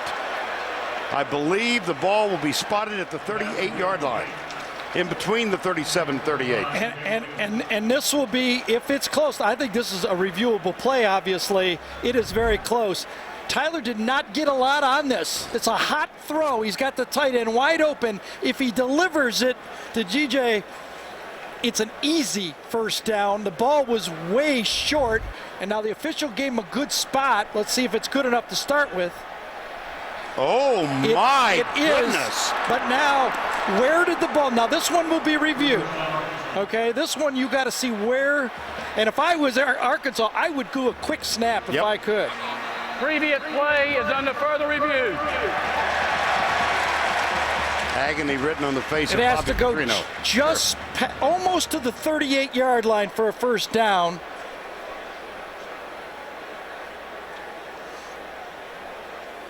Let's see how he comes. Now here again, the same rule applies as to the touchdown. The call was a first down. Correct.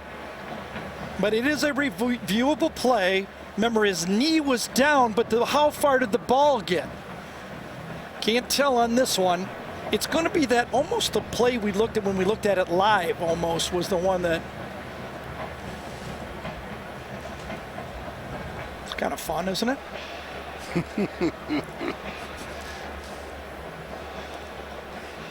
Well, we get back to that old saw about the indisputable visual evidence. Now remember, the new technology that the replay officials do have, I don't think Arkansas fans are going to believe it, to tell you the truth, but they got high-definition TVs now. They do indeed. So they are looking at it. The one from behind isn't going to be able to show exactly where the ball is. It's where the ball is. And I'm not sure that one can give you any After further review, the ruling on the field stands. I think they've got to, you know. The live call I thought was short. But the call on the field was,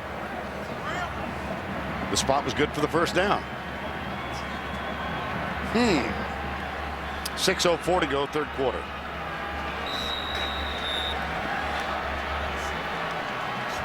You notice there wasn't a real vivid reaction from the crowd about that. 1st and 10 with 5:55 to go in the third.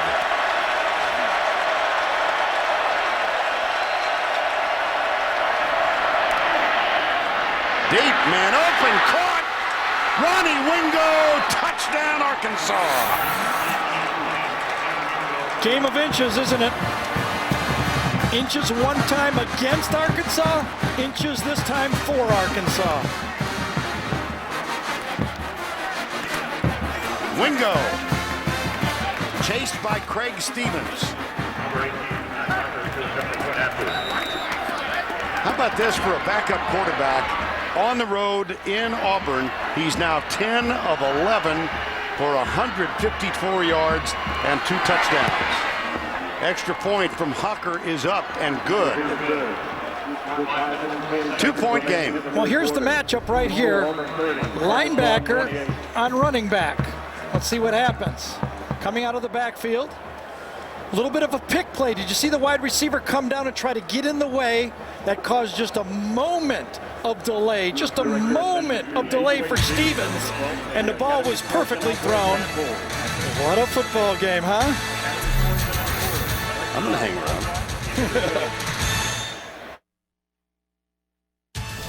The Home Depot SEC on CBS is sponsored by TIAA Craft, Sonic, Coke Zero, and by Liberty Mutual. Ryan Mallett in the locker room with a concussion. His backup, Tyler Wilson, has come on and thrown for 2 touchdowns, 10 of 11. This is only the 9th game of his Arkansas career. He played in 7 before this season. This is his 2nd game of 2010. Aerial coverage of the SEC on CBS Sports provided by Goodyear. Well, we talked about the last 2 times that Auburn had the ball. Remember, they kicked the field goal at the end of the half. And then as well as Cam Newton started out that drive, they held him to a field goal. Meanwhile, the last 2 times Arkansas had the ball, number 8 has led him to touchdowns. Tejada's kick. It's a good one. From a yard in, this will be Ontario McCaleb. Man, right through him. He needs right a block. through him. Foot race, which McCaleb almost wins. Well, he won. He came within a yard of a touchdown. Ontario McCaleb, 99 yards. Ramon Broadway got him down at the 1-yard line, but I thought 3 Arkansas defenders, at least 2, had a chance to get him. Remember now, we've had a blocked punt and now a 99-yard return. You got to make that tackle. Once he gets there, the kicker's not going to stop him. Broadway's the last man to have a chance, but special teams has turned against Arkansas. Broadway's tackle brings McCaleb down at the 1. I bet there's only one guy that's going to touch the ball now. You think? 1st and goal.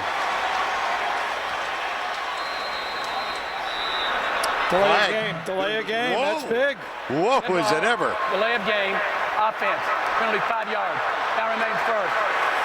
And we asked Gus Malzahn if, hey, with all this substitution and everything, have you had a delay a game? And he said, no, not one all year.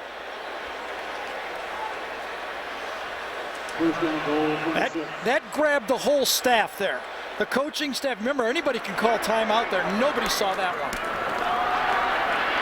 Newton grabbed and brought down at the 5-yard line. Remember, that play clock is very low, and it's tough for the coaches to see it. We've got it superimposed over the screen here, but obviously no one for Auburn saw it, coaches or players. Quarterback's job. 2nd down goal. Newton up the middle. Down at the 1. Back where they started, right? But third down, yes. Right. Tremaine Thomas grabbed Newton on this one. 3rd and goal from just outside the end zone. They're not kicking any field goal if they don't make this one, unless they lose some yardage.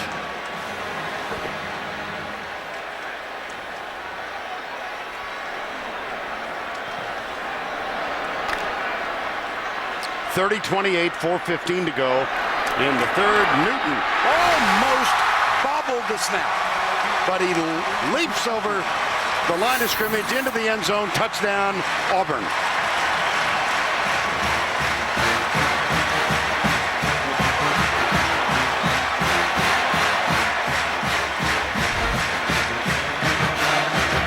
Well, we said he has the body of a tight end. He runs like a wide receiver, and he flies like Reggie Bush.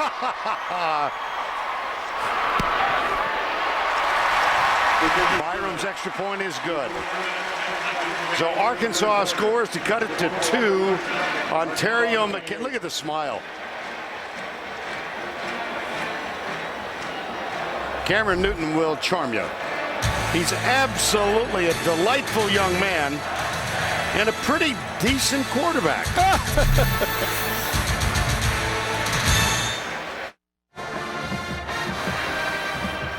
Cam Newton has another touchdown.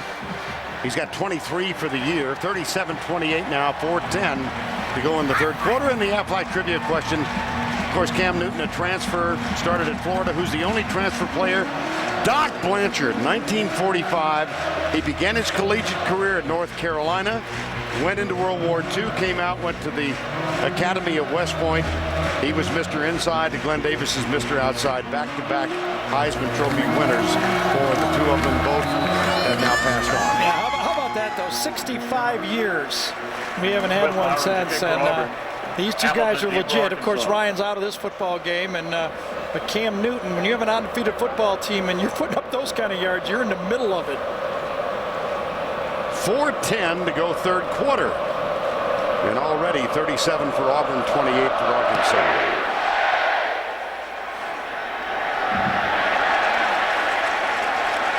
That one will be down in the end zone, Kobe Hamilton. Now let's go back to the studio, Tim, with this John Hancock update. All right, Vern. Well, despite who wins the West, they're going to need a one-loss South Carolina on the other end, one would think, in Atlanta. Marcus Lattimore for South Carolina gets the first touchdown against the Big Blue in the Commonwealth. They lead Kentucky. Back to you, Vern. All right, Tim, thank you. We may get a few more scores here.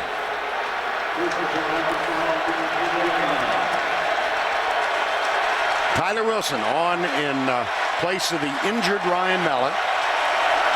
Out with the concussion that occurred at the 9:42 clock spot in the 2nd quarter. Little flea flicker. Going deep, man coverage down there.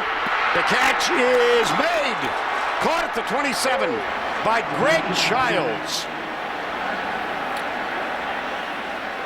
You know, the flea flicker, usually you try to fool somebody. Nico Thorpe was not fooled. He was man-to-man coverage all the way. You can get this throw anytime you want in the game. A deep, we almost hit the camera on that one. Yes, so yes. Deep. Came right by you. One-on-one against Nico Thorpe, and he was in coverage. He just did not make the play. Both of these secondaries are struggling with the ball in the air. 54 yards on that one. Here's Joe Adams, tries to get a block. Nico Thorpe sheds the block and gets up to knock Joe Adams out of bounds.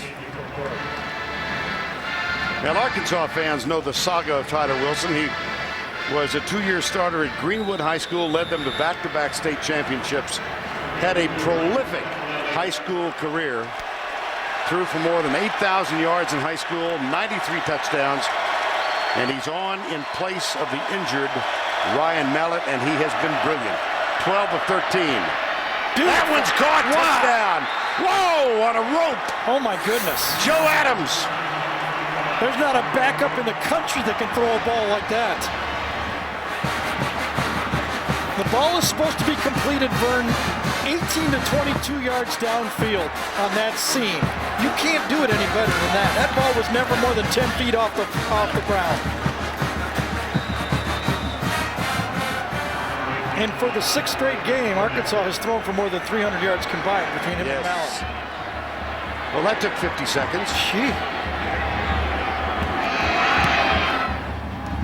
Extra point from Hawker is up and good. Ball started on the 23. So you're going to want to throw that ball right around the 5 to 3 yard line. Look at the deep zone, 2 safeties, fire it right over the middle linebacker, right on the 3 yard line. Perfect throw and execution.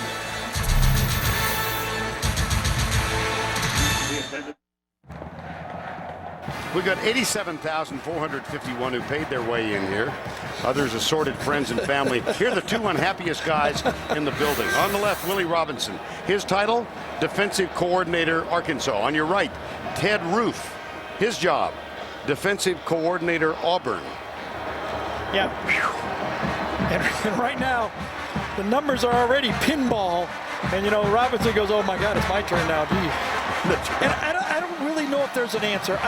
I only think you have one way to combat these guys. I think you've got to eat up space for the quarterback. I think you've got to get to Newton before he gets started. I think you got to go at him. You got to tell your corners, like, listen, I don't know, try to stop him, but we got to go after their quarterback. We're just sitting back and watching him run is not going to work. Tejada will kick off again. Washington and McCaleb are deep again, and last time we saw this vision, McCaleb returned it 99 yards. This will be Washington from the 6. Breaks a couple of tackles and gets out to the 27. And the only reason that Auburn has less yards is because of the 99-yard kickoff return. Now, just coming out of the locker room in street clothes, here's 6'6" Ryan Mallett. Had such high hopes for today and then suffered the concussion in the second quarter. And with the new head injury rules now in the NFL or in college football, if you get nicked, you can fight all you want to get back in the game. They ain't putting you back in the game. First down 10. Auburn leading again by 2.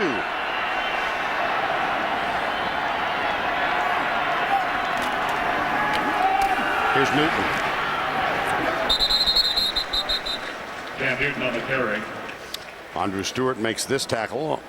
Well, here's how it stood when we came in the West. LSU undefeated, as is Auburn, 4-0, 3-0. Alabama knocked off by South Carolina last night. They get Ole Miss later tonight. The Razorbacks with that one loss to Alabama. But everybody is in play. Fannin.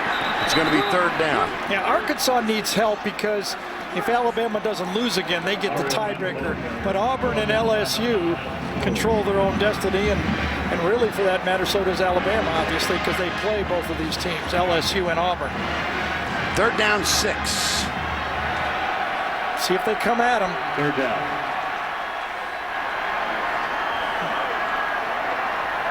Three wide to the left. 1 to the right. Mario Fannin is the running back alongside Cam Newton. Blitz. They do. They come. I think that's what you got to do to him. I don't know any other way to do it. They got him. First one there is Anthony Leon. Yeah, you don't have a great secondary, so you're trying to hide him. But number 1 coming from the left side of the screen, comes inside and just eats up the space. I think that's the way you have to get him. You have to eat up space before Newton gets started. It's the only way. And that ain't going to work every play either. I mean, but I think that has to be the predominance of your calls. Come after him. 90 seconds to go, 3rd quarter, and here is the second punt of the ball game. Stephen Clark, and Joe Adams is deep. Not very. Can Petrino get any help from anybody but his quarterback in this football game? Clark. Adams. Fair catch.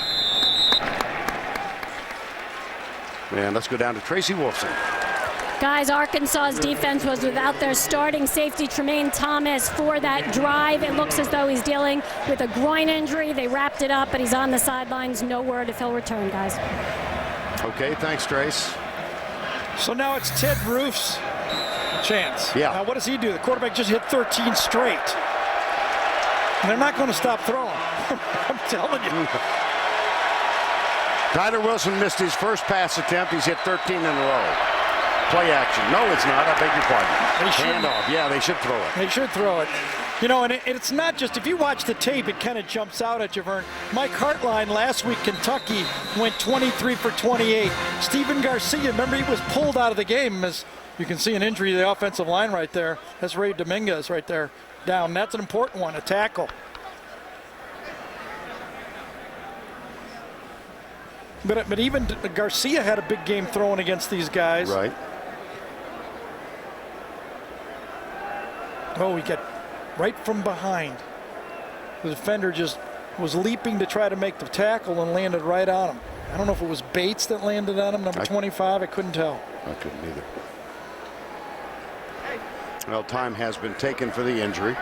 Dominguez will be assisted to his feet. Will return right after these messages. 59 seconds to go, third quarter, 37-35. Second down for Arkansas. Tyler Wilson, the sophomore, on in relief of the injured Ryan Mallett, and he has been terrific. Goes right. And that one is good to Childs, and he might move the chain again. Watch the subtle precision that a veteran receiver can set up a big play after the catch. He doesn't wait for the ball. Childs is out here. Watch, the ball comes to him, and he goes to the ball. Watch him go to the ball. Just that little movement created the space for him to get the extra yards. If he stands there and waits, he's got no momentum to run. Childs with 4 catches for 110 yards. Now under center. Handoff. This is Niall Davis. And he works his way still upright. Oh, baby! I bet he goes back to the huddle. I bet he doesn't. Yeah, there'll be no jawing. Nico Thorpe is having a very long afternoon. And that should be the final play. Let's see if they can get another snap. Well, they get 5 seconds. They might. I think they'll just take a rest and make sure they get a good call to start the fourth quarter.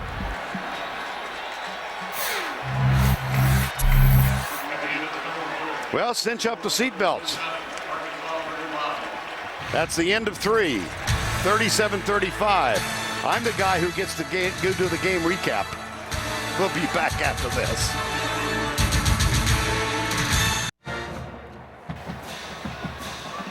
Jordan-Hare Stadium, Auburn, Alabama. We welcome you back to the start of the fourth. 37-35 a moment ago out on the field as the team switched ends. Ryan Mallett in street clothes, wishing the best to his teammates. He can do nothing but cheer.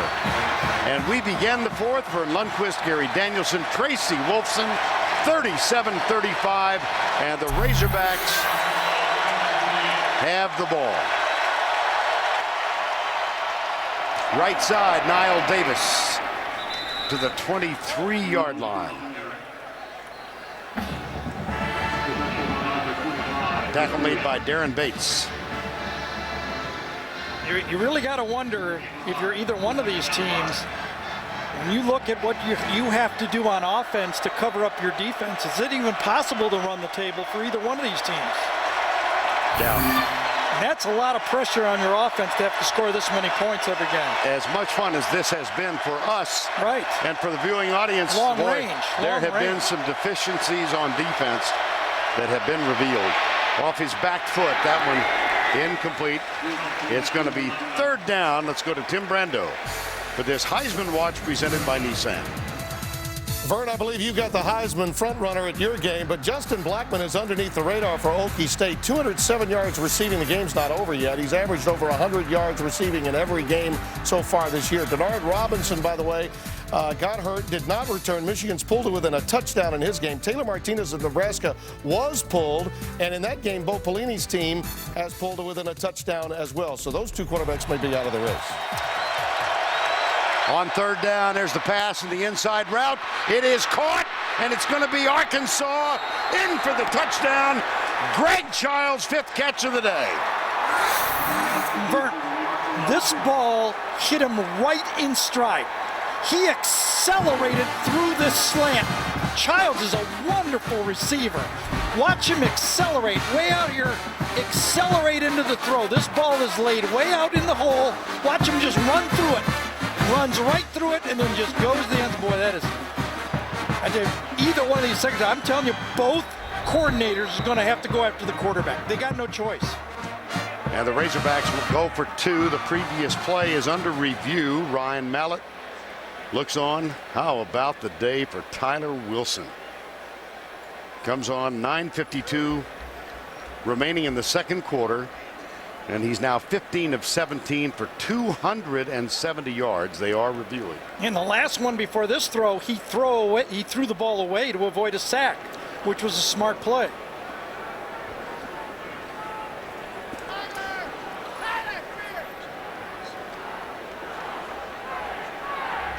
So they are trying to determine if he broke the plane. He landed on the defender. How about the knee? As his knee goes down, yeah. I think the ball is right there. Remember, it's called a touchdown again. Right. I don't think we've got anything to overturn it.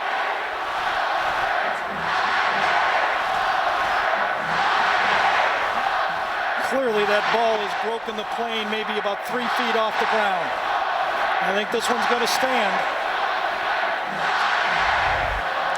Greg Childs. He was a nightmare last year for Auburn. He caught 3 big fade passes against them. He's having another nightmare game. 5 for 133 so far in the game. Here's Penn Wagers. After further review, the ruling on the field stands. Touchdown.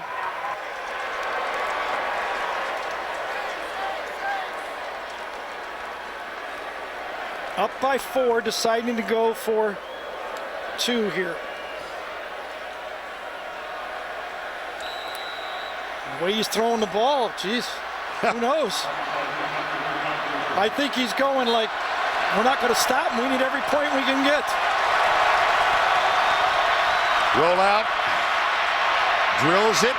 Caught. Yep. 2 points are good. Childs again.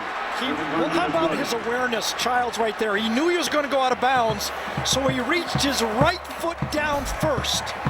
Watch the awareness. On the run, he knows he's going to go out of bounds. Watch him tap his right foot first. Wonderful play. Tyler Wilson, who came on relief of this man, Ryan Mallett. Hogs lead. And now it's time for our Geico game recap. Well, Cam Newton had a huge first half, 13 rushes for 142 yards as these two teams went back and forth. Ryan Mallett had to lead the game on this play, a concussion in the second quarter.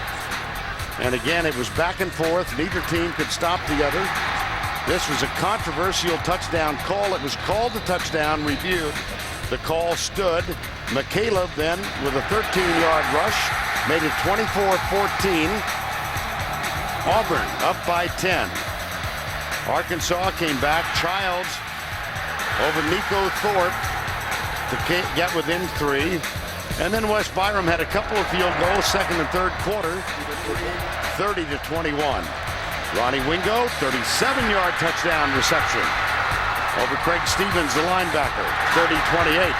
Ontario McCaleb with a 99-yard kickoff return. That set up a short touchdown run from Cam Newton. There you are, 37-28. Now Tyler Wilson, brilliant in relief of the injured Ryan Mallett.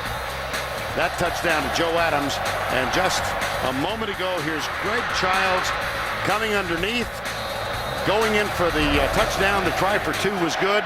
And there is your Geico scoring recap. Gary, take over. You cut your career by about 2 or 3 years with that one, didn't you? I'm going to sit down for the remainder of the game. Arkansas has 482 yards so far in this game, Vern, with their backup quarterback, and there's plenty of time left. So here we go. Remember how it ended the last time Cam Newton was on the field. There's Garrick McGeehee, the offensive coordinator. We had a shot at him with Tyler Wilson. Remember, they blitzed them. They ate up some space. Now, what will the adjustment be? Will they continue to blitz? As we look at the possession chart, It's those 2 field goals when they couldn't get anything out at the end of the half. Back-to-back times Arkansas scored. Here's Newton. Right side, puts it on a line. Yeah, he wasn't anticipating the blitz there. That's one of those pitch and catch, expecting the blitz. That's a gain of 12. Catch made by Darvin Adams.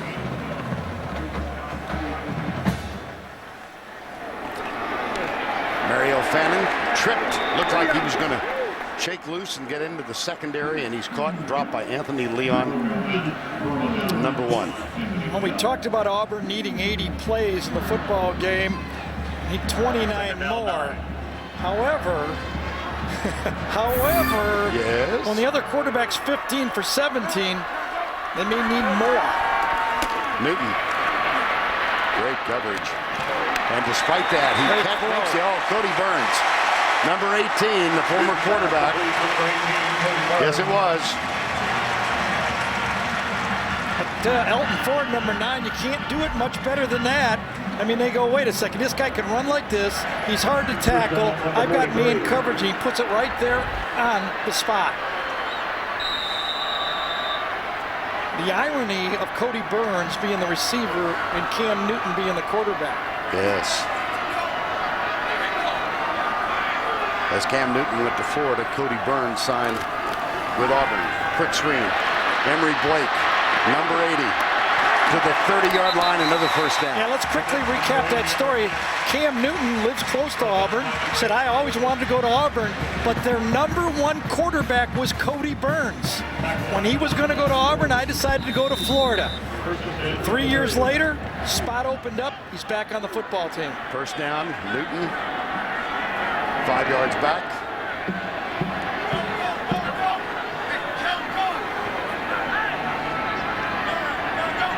Arkansas brings forward. Fannin inside the 20 to the 17. Defense has become a forgotten craft for these two. Wow. You see it, that was the zone read, and this time Cam Newton just kept it. I mean, if there's any team that's more ready for a close game, it's got to be Auburn. I mean, 4 of their games have gone right down to the wire. And they've won 3 of them by 3 points each. There's the give. This is Fannin again. Second down. Well, you know number 2 is going to have the ball on this one. He's either going to be running it or throwing it. 2nd and 8. See what Willie Robinson dials up. Does he come after him now?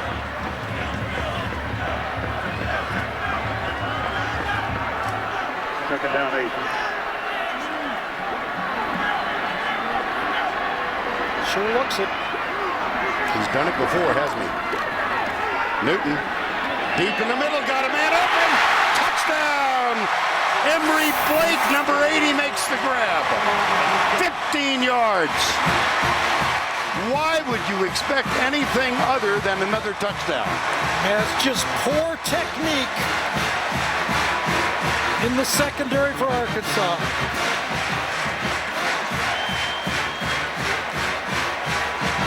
Emory Blake's father, Jeff, a 14-year veteran quarterback in the NFL. Extra point, Byram up and good. Cam Newton has thrown for another. Gene Chizik shows him his appreciation. Cameron Newton. What a show he's putting on for his head coach, Gene Chizik.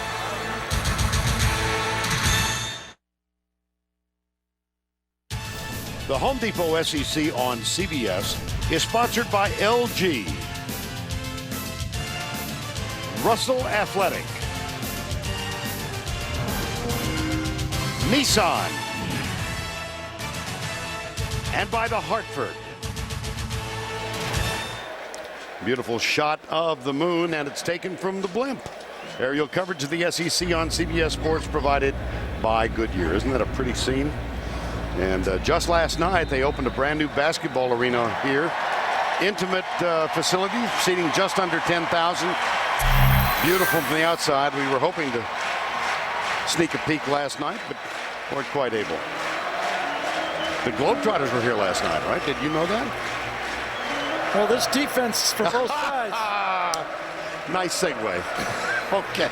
I don't want to say it reminds me of anything, but right. It does. I'll show you some poor technique by Elton Ford, number 9 on this one. That you just can't make these type of mental mistakes when you're trying to play and blitz the quarterback. 44-43 in the defensively oriented Southeastern Conference. Right. I remember when it Auburn and Mississippi State played that 3-2 thriller. There we go. This is Kobe Hamilton. Let's go back and look at the touchdown, the latest touchdown. First thing to notice, there is no help in the middle of the field. So if you're playing man-to-man on a receiver, you must force him to the outside. Watch Elton Ford, number 9. He lets him get inside, doesn't even put a hand on him, and just makes it an easy throw. That is just too easy of a play. Trooper Taylor on the sidelines. He gets a little enthusiastic. Now, is there any reason to believe that Auburn can stop Arkansas? We'll find out. What are they going to do? They're coming after them. They are. Wilson lets it go. Wonderful catch. Greg Childs again. That's good for a first down. Well, our guys up here have been frantically searching for some notes about Tyler Wilson. Okay, as he throws this wonderful one to Chris Childs. I mean, he's an NFL receiver playing in college. Look at him pluck this thing. But I'll give you some irony. Bo Mattingly, who does sports talk radio in Fayetteville, said Tyler Wilson had committed to go to Gus Malzahn in Tulsa. And then Malzahn got the job at Auburn. Petrino talked him into going to Arkansas. How about that? Here's first down. Wilson, again, that inside. So Gus Malzahn right now is going, yeah, I recognize exactly what this kid brings to the table because I had him coming with me to Tulsa. Malzahn is connected to a lot of guys in college football. There's Mitch Mustaine, who's the backup quarterback at USC. Gus told us yesterday he talked to him last week. Right. But how about that? He comes here, Tyler decommits, Petrino says, come join me, and all of a sudden it's a shootout here in the SEC. Second down 3. Niall Davis going left, caught short of the... It's going to be 3rd and 1. Off the bench, Tyler Wilson, and take a look at the 4 TDs he's thrown. There's one. Right to the outside. This one was just put up where just his guy could get it and no one else. 2. The second one was on a short yardage play. That throw to the middle of the field was an NFL throw, and this one, Childs, just shows you what a skilled receiver can do on a short pass. I don't know when we've seen a 3rd down stop. It's 3rd and 1 right here. Just a sack against Newton. That's all I've seen. 10 to go. Toss. Right side, first down, Arkansas. It's Brandon Green. The ball's out. The ball is loose. This is Zach Etheridge. There are no flags. That's ruled a touchdown.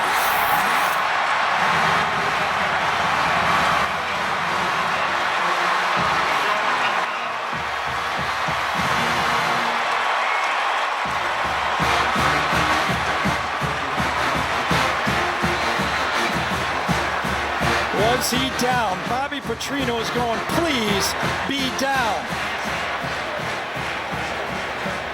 Now, Arkansas is going to catch a break here because even if Auburn wanted to come in, even if Auburn wanted to quick kick it here for an extra point, there's an injured player on the field, and Arkansas is going to get a review, and we'll get another close one, obviously. Yes.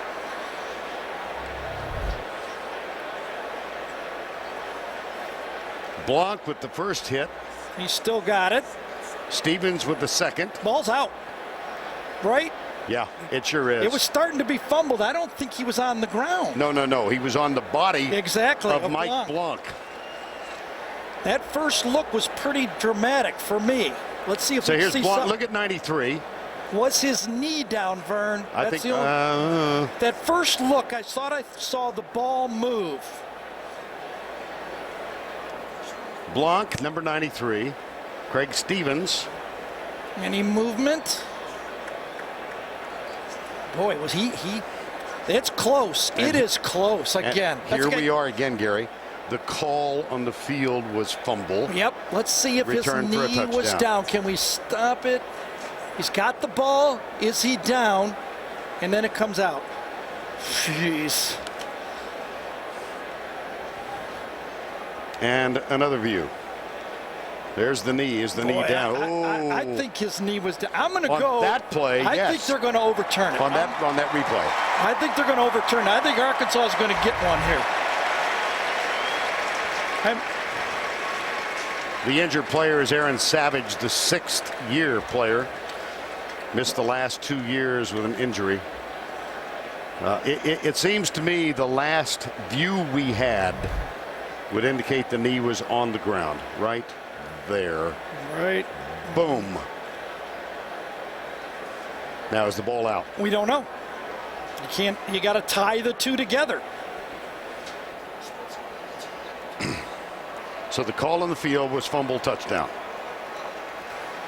I think this one deserves a long look. If I'm the replay official, I want every look possible. He's got the ball. One picture from behind, his knees down. The other one you can't see when the ball is loose, though. Huge call. Let's see if we could get 2 looks in one in sync here. These two are in sync. Right, it's down. Left is together. Oh, boy. I think he still had possession of the ball.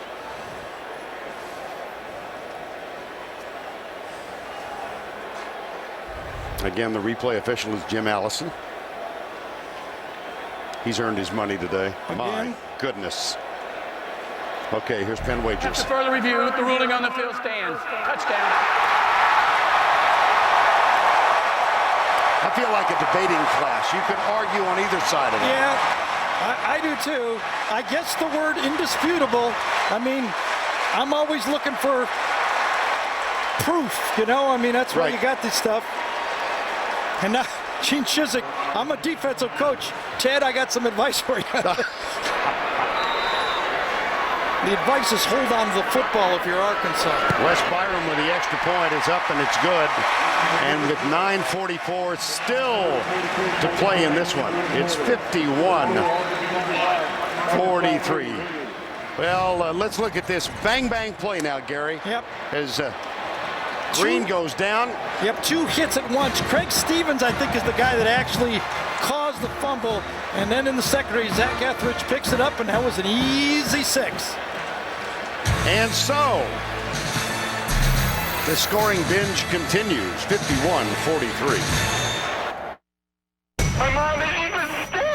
And then when help arrived, I was arrested. 26 years later, they're still trying to cover it up. 48 hours tonight. No, the injured player on the last play is Aaron Savage. Quite a story. He's missed the last 2 years because of injuries. Was given a medical red shirt in his 6th season. He was recruited out of high school by Gene Chizik when Gene was the defensive coordinator here. Fought his way back, and now dealing with an injury that, well, I don't know. Oh, dear. Yeah, he actually caught his foot in the ground trying to avoid a block from DJ Williams on the play. And that is tough on the whole defense looking over there. That can be an emotional letdown. Well, I don't know. They're giving up points anyway. You know, I mean. Here's Kobe Hamilton, number 11. Oh, got him.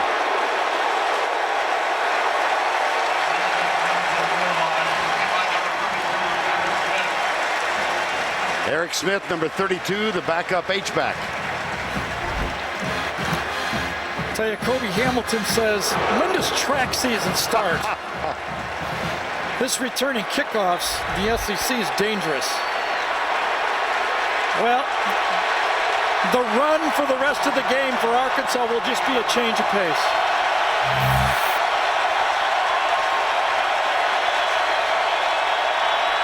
Play fake, Wilson. A lot of time. Uh-oh.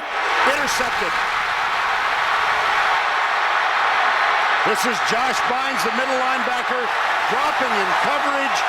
And the senior leader, defensive captain, a 33-yard return.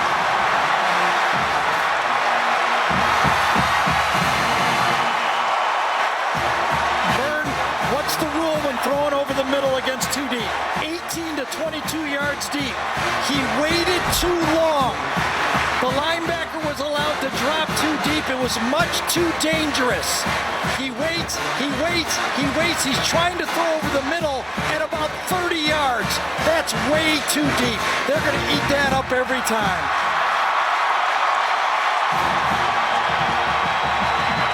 Josh Bynes, a middle linebacker. That is his second interception of the season.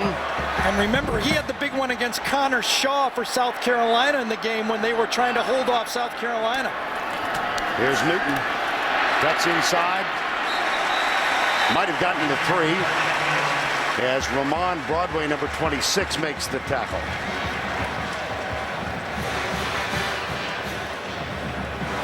We're approaching 1,000 yards in the SEC. Arkansas with 508 has turned it over the last 2 possessions.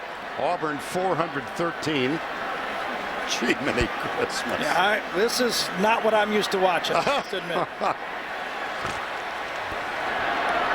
Right now, Boise State's saying, we can't do this?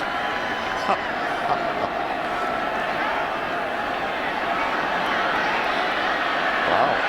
Taking the clock down. Right up the middle.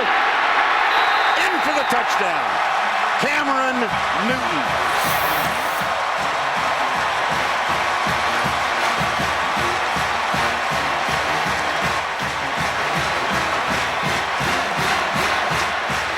Nice job by Newton looking at the play clock and snapping it with 2 seconds. He said, I know we're going to score. I want to give my defense a rest. Look at him smile. Did you see the big smile? Well, we almost knocked Trooper Taylor over. Yeah, Trooper better. 12 rushing, 13 passing. Byram. He's chasing John Vaughn to become the all-time scoring leader in Auburn history. He needed 21 coming in. He may have it. We got to add that up. But Cameron Newton, what a game. Yeah. How about this, Vern? If you're an Auburn fan, how ironic is this? Auburn's defense gives up 43 points, but it's been the defense that has set up the last 2 touchdowns. You know, Tyler Wilson on, so brilliant in relief until that last pass. Ryan Mallett. Ah, what a day. Cameron Newton, what a day. About what had been a look of joy on Tyler Wilson's face, a little bit of anguish in his visage now because the interception led to another touchdown. 2 turnovers in 20 seconds, 14 Auburn points. And that guy. He doesn't even look like he's breathing hard. Run for 100. Well, he's thrown for 140 and passed for 191. Is that what you just read? Yes, that's right. Well, it's still not over. You know, I mean, we got 15 points. Plenty of time. 8:31 to go. Still don't even have to do, a drive. You don't even have to do onside kick yet. Not yet. Here's Kobe Hamilton at the 2. Can't stop. Got him short of the 20. Now this is an energized Auburn special teams now. Emory Blake, number 80, with the tackle. Byram with 15 points in the day. Now 6 points away from becoming the all-time scoring leader. Think about it if you're Arkansas now. I mean, this is a good football game. You're playing with your backup quarterback. You've had a punt block. You've had a kickoff run to the 1-yard line. You've had a fumbled overturn on a touchdown. You've had a fumble for a touchdown, and then an interception to the 10. You've had almost everything go wrong, and you're in the football game. Right side, caught. Joe Adams to the 22. And they'll go quickly now. Precision is the word I would use for Arkansas's receivers. I've been out of practice numerous times. Those receivers are drilled. Footwork, precision, speed, full speed, catch with your hands. They're as good as they are anywhere in college football, those guys. Adams has caught 7. Childs has caught 7. This one out of the backfield comes Ronnie Wingo, and that's going to be good for a first down at the 28-yard line. I would like to say, as we read these notes, that these notes are coming so fast it's hard to even imagine what's going on.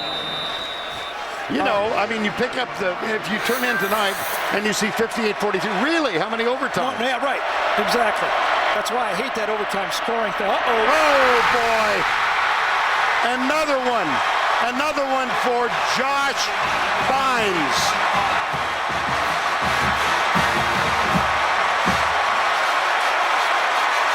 This was a miscommunication or a busted route. Joe Adams stopped, and Tyler Wilson, see, watch Joe Adams right there. He's going to stop on the play thinking a read is in front of Bynes, and Wilson trying to throw over the top of Bynes. Either way, Bynes was going to get that one. Yep, that's a lot of pressure on a young quarterback to make every decision. Josh Bynes, the senior linebacker. Second interception in as many possessions. Newton handoff. Right side, it's Michael Dyer, who is back for only the second play in the ball game. The freshman out of Little Rock Christian Academy, 8,000 yards in high school, 94 touchdowns, and spurned Arkansas to sign with Auburn. Huge calves on this guy. He is built solid. A running back, one of those small, he's like the Ray kid from the Baltimore Ravens. That's who he reminds me of. 390 yards. Ronnie Rice, okay. Yes, somebody just helped me. Ray Rice, I'm sorry. Ray Rice. Yes, he's got that type of size on him. Big calves, squatty, but bursts. And a little speed. Here's Dyer. He's going to score.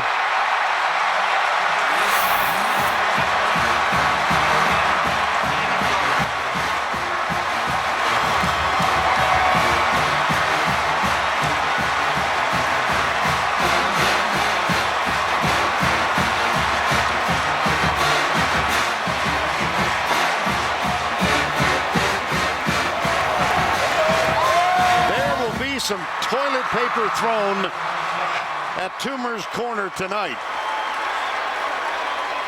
One roll for every point, and they've covered the whole intersection. Well, Vern, you talked about it. This offensive line with 141 combined starts. Mike Berry, the senior, number 66, comes around, fits the block, and Dyer fits it right in there. I was looking for the name who he reminds me of, Ray Rice. He's that size, but you can see how he's limping. Watch him come around. Watch him come around. 66, left guard. Everybody else on that veteran offensive line to the outside, a good block. Also by Eric Smith again. And 3 quick touchdowns. And let's go back to Tim Brando in New York. All right, Vert. Thank you, Tim. 6:36 to go. 3 turnovers, last 3 possessions. And it has all gone south. Look at this. 40 years. They scored 63 at Florida in 1970.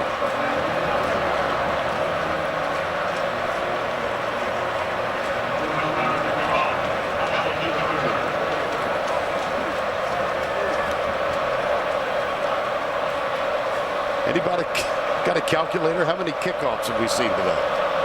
Yeah, you're right. I bet Kobe Hamilton remembers. Yes, and will long into the night. Count his welts. He has been popped. Nico Thorpe catches up with him, drags him out of bounds at the 23-yard line. The Auburn Tigers undefeated for the year. Fell behind in this game, and then turnovers turned it around.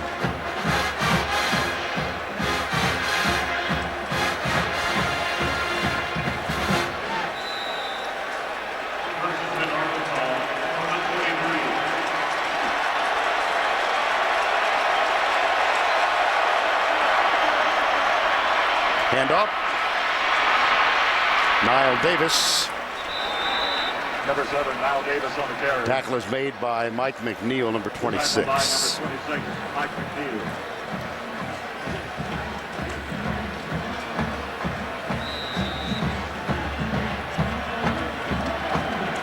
First and 10, number 37. That does it, 1,000 yards combined. B.J. Williams, the tight end. Or he's double teamed and driven backwards. Josh Bynes, Craig Stevens, Jeffrey Whitaker, and the helmet came off.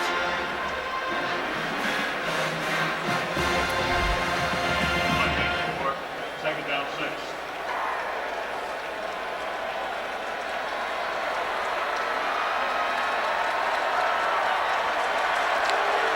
Second and 6.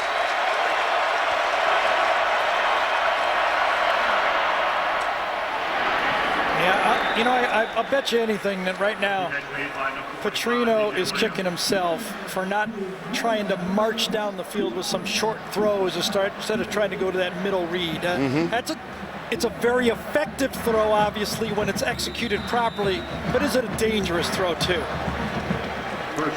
Can be, as we've seen. Yes. I mean, that's what Ryan Mallett got picked off in that game. Remember? That's right. Alabama. The He loss tried to to throw Alabama. it too deep. Niall Davis splits and goes wide to the left side. 3 are wide right. Auburn defensively looks like going to rush 4. They will. Wilson behind his intended receiver, but the catch is made, and that'll be good for a gain of about 7. It's Greg Childs. Boy, does he got nice hands. That ball was way behind him, and he just plucked it again. Well, Vern, we're kind of winding down here. It looks like Auburn's going to win this football game. How about a crazy year we got this year? Michigan State 7-0, Auburn 7-0, Missouri, Oklahoma State.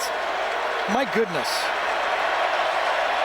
And the BCS standings are released tomorrow. First ones of the year. Here's Wilson. That catch is made by Childs. That's going to be his 9th grab of the ball game. Craig Stevens made the tackle. 4:17 to go. Yeah, this is probably what would have put the pressure on Auburn much more, is just that fumble, but the running when Broderick Green fumbled that play. That seemed to change the play calling for Arkansas. Yeah.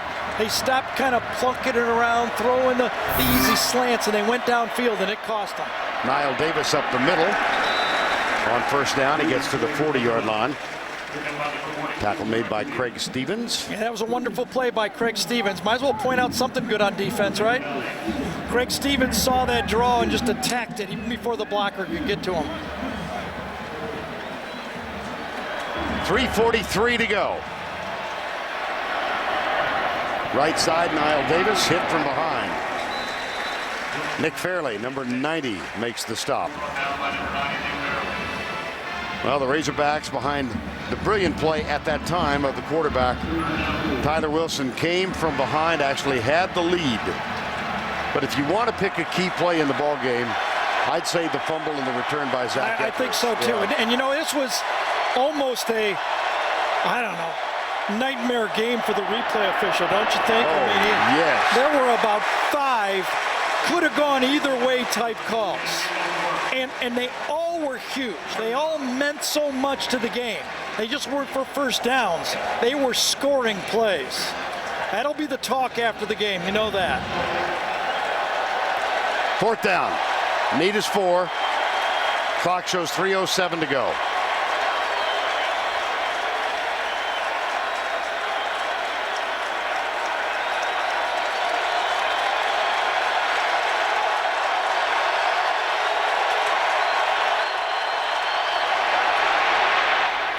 Got it. Very nice. Catch is made for the first down at the 30-yard line. Lance Ray, number 82. Nice job that time. Good protection by that offensive line for Arkansas. But again now, Auburn is willing to trade yards for time right now.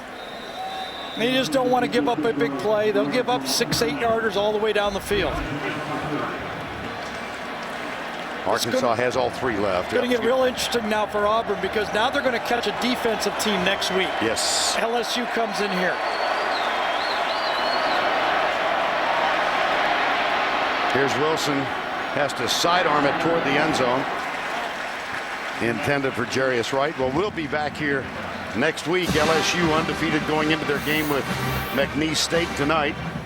You can see they won 3 by 3. Came from behind to defeat South Carolina. We're going to give them the victory here next Saturday. LSU then at Ole Miss, Chattanooga, Georgia, and a game of some consequence against Alabama on the Friday after Thanksgiving. Alabama fans going, we get rid of Tebow, now we got Newton. I got to listen to Vernon Gary talk about Newton now.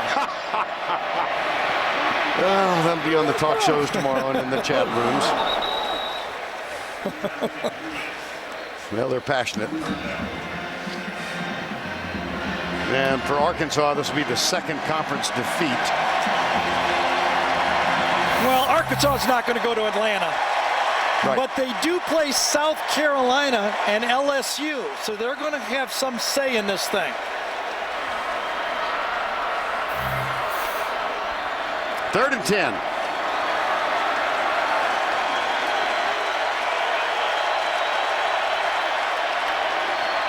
Wilson across the middle, tipped and almost picked off. That was Jake Holland, number 5. Middle linebacker back there to put a hand on it, and it's 4th down and 10. That was a very game football game by them. I mean, they really hung in here, I thought, Arkansas in this football game, didn't they? I mean, they competed. That kid right there really showed that it's not all going to end for Arkansas when Ryan Mallett leaves and goes to the next level. Wilson has thrown for 332 yards since coming on in relief of Ryan Mallett, and that should have added to the total, but it is dropped by Julian Horton, number 2. So the ball goes over on downs.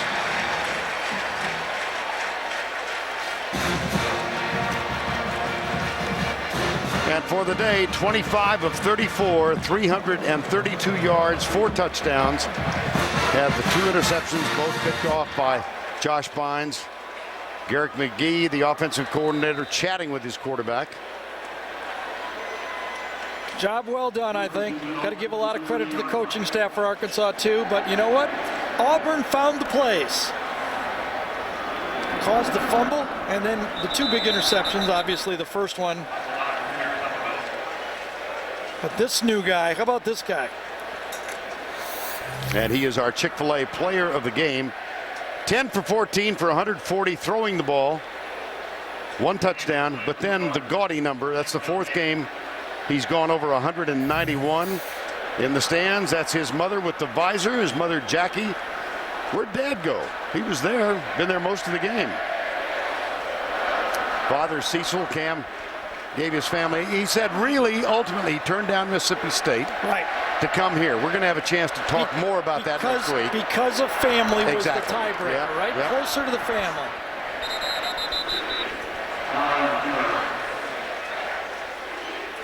Well, Tim Spencer and Archie Manning are waiting for the Jeep postgame show on CBS. We've kept them waiting a while. Wow.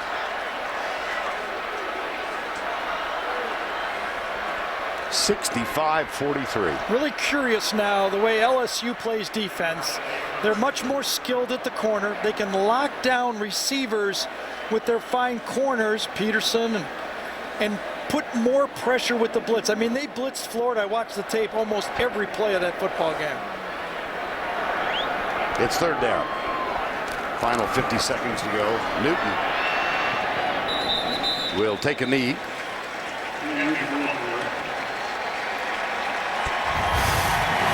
Cameron Newton. He is in the thick of anybody's conversation about the Heisman Trophy in 2010. He's in the middle of the national championship. Yeah.